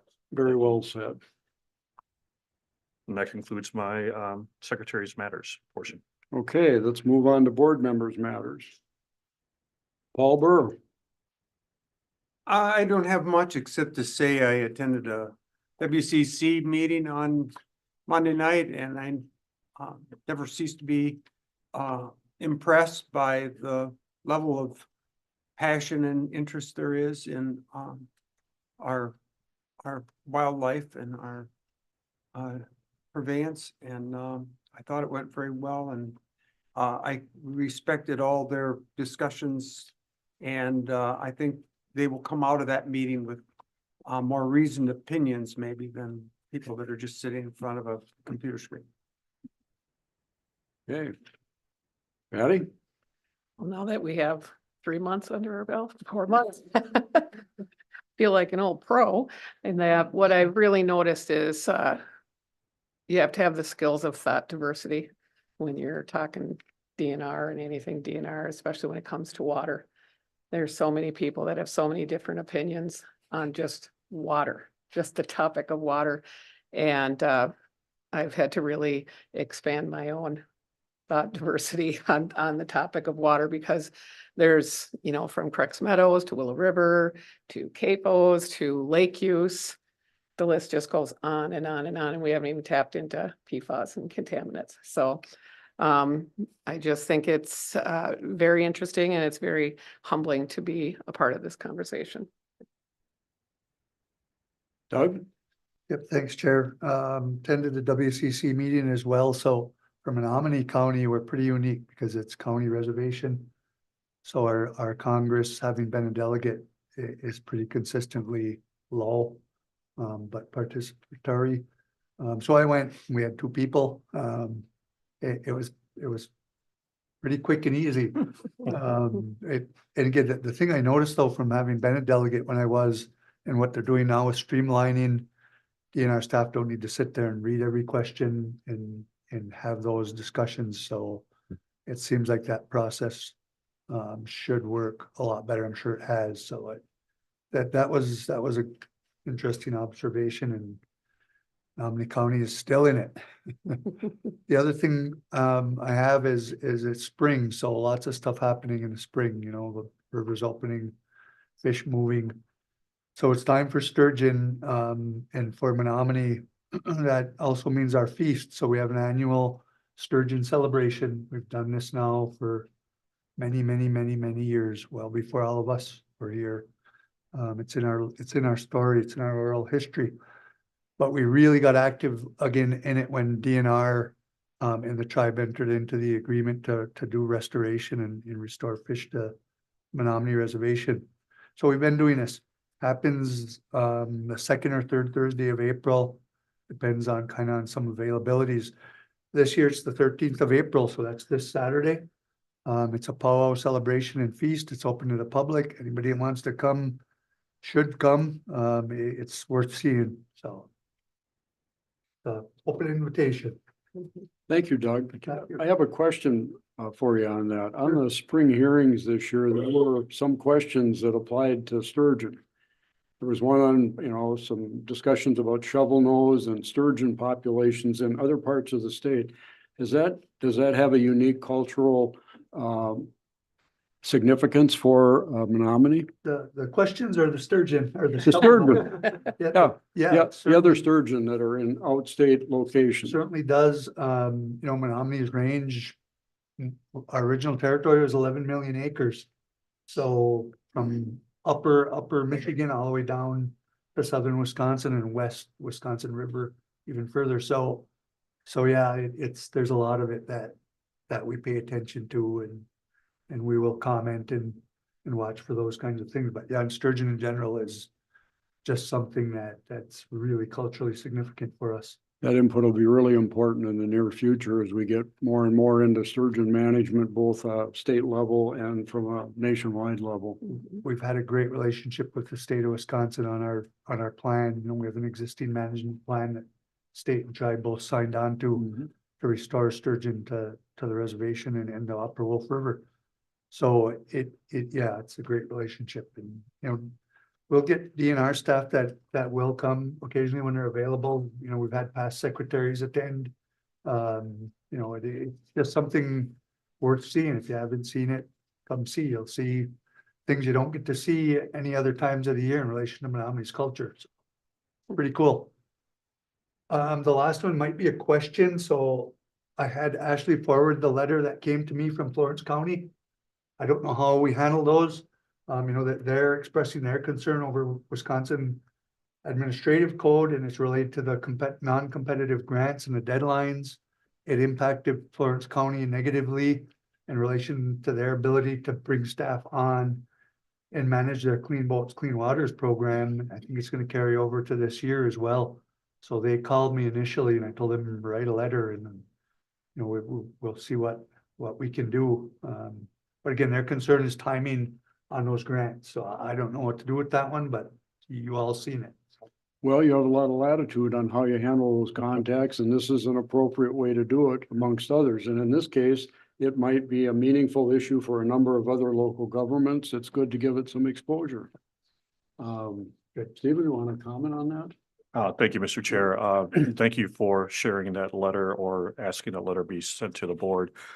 We have received a letter and Ashley is working with our staff to craft a response. So just wanted to make sure you knew that it did not slip through the cracks. So we were working on a response and we will keep you apprised of as it's being drafted. So appreciate it. That's all I had, Chair. Thank you. Deb? Thank you, Chair Smith. I would like to thank Ashley for coordinating the 17 excellent onboarding meetings that I had since this last meeting, and I'm still here. I kind of made a joke that because we were going through March Madness and the Final Four, that perhaps there could be some bets on where I'd end up in the bracket. But everyone again was excellent. Learned a lot, continued to learn a lot. On Monday, Jim and Marcy invited me to do the tour of the property in Waukesha County with Jim Jackie. It's a beautiful day.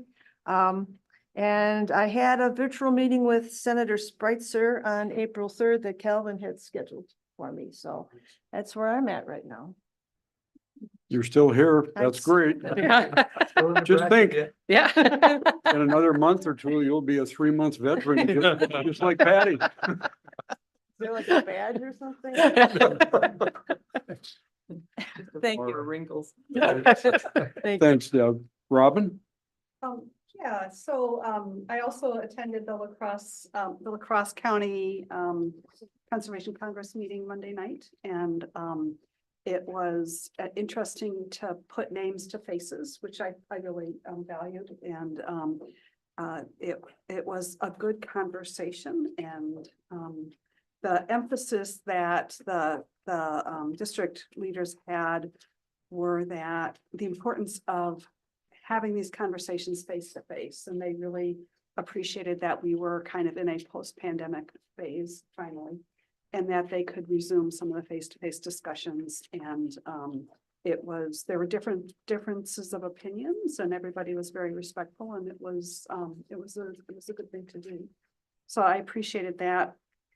But I also want to highlight something that just really, we talked about it today, the importance of partnerships to this agency, and the importance of the staff's ability to reach out to their communities for their programs and build trust and build collaboration and build consensus and bring in resources and bring in expertise from all these other groups.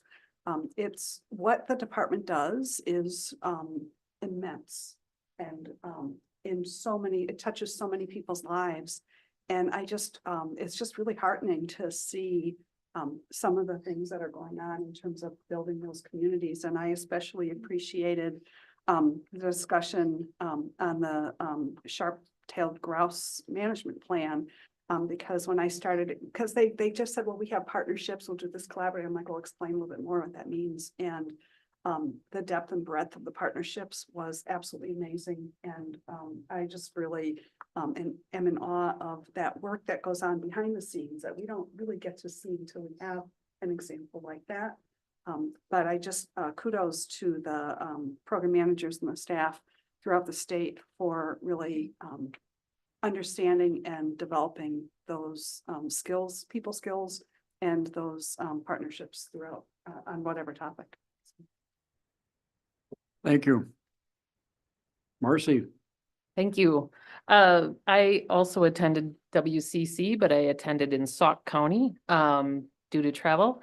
And again, very, very nice to hear the updates in a different county and some specific issues that they have.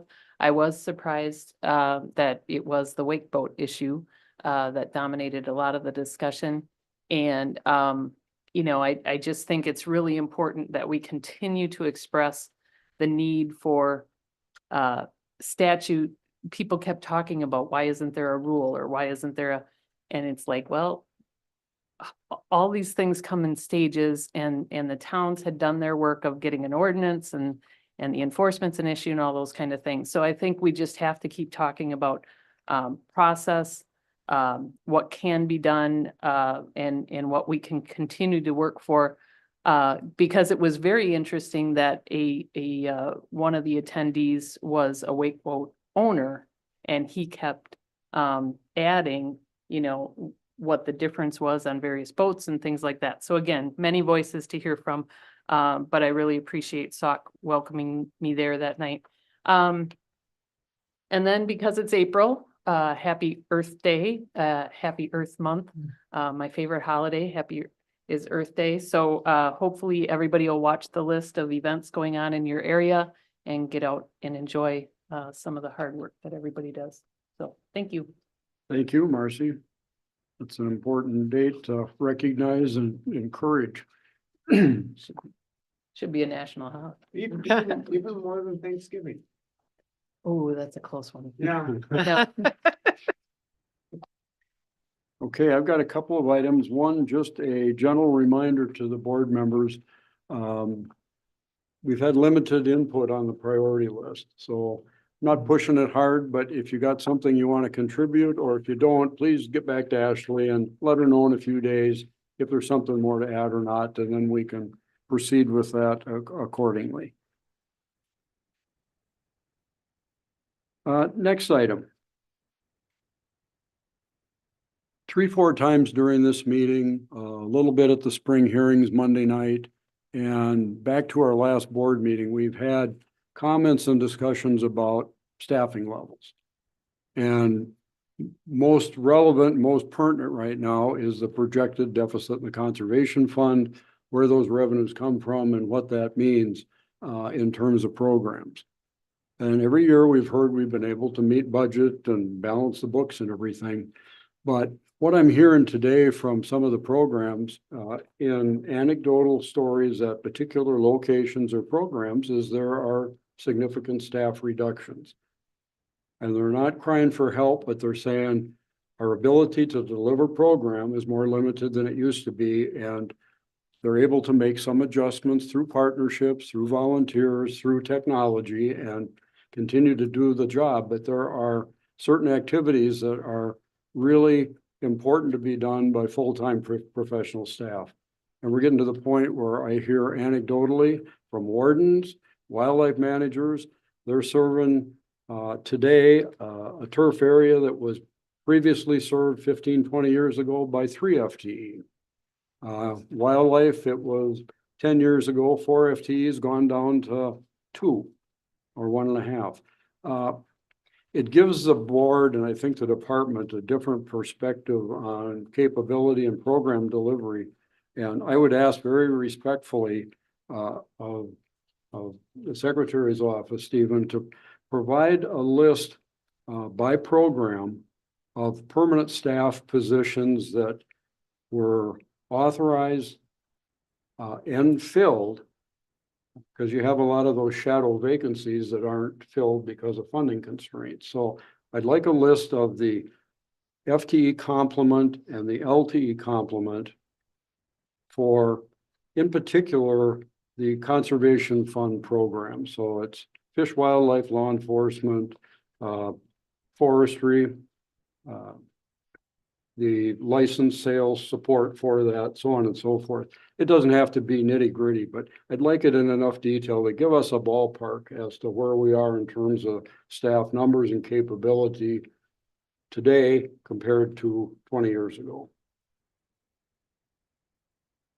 And I think it'll help us with our consideration and deliberations on fiscal issues and budget issues, and just in terms of public information in a broad sense, and an ability to focus on what this, some of the budget decisions end up really meaning in terms of capacity.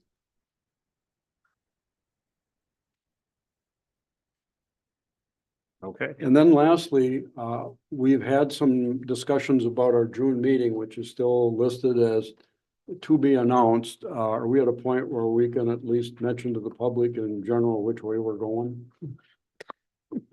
If not, that's fine. We can wait till it's appropriate. Yeah. I will defer to Mark Aquino in terms of whether we're ready to make that announcement yet regarding the June meeting. I believe we're still working on some options, and I don't believe we're quite ready to make an announcement yet. Yeah, Stephen, correct. Mark Aquino, Assistant Deputy. We're looking for some potential dates for something in the June timeframe. We don't have that date nailed down. But the topic that you just mentioned and has been the topic du jour about the Fish and Wildlife account structural deficit is certainly something that's been relayed back to us by the past attendees of those meetings. That is kind of top of their mind as well. So I have a feeling it'll dominate the agenda of our discussions for our next several meetings once we get them on the calendar. Okay, well, let's stay engaged on that and keep working that calendar. Yep. The clock's running. Thanks, Mark. That's it for me. Any further business? I think we're at a point of requesting a motion to adjourn. Motion to adjourn, so moved. We have a motion from Paul to adjourn. Is there a second? I'll second. Patty seconds. Any discussion? All those in favor signify by saying aye. Aye. Those opposed, no. Motion carries. We're adjourned. Thanks much to everybody. Safe travels. Thank you.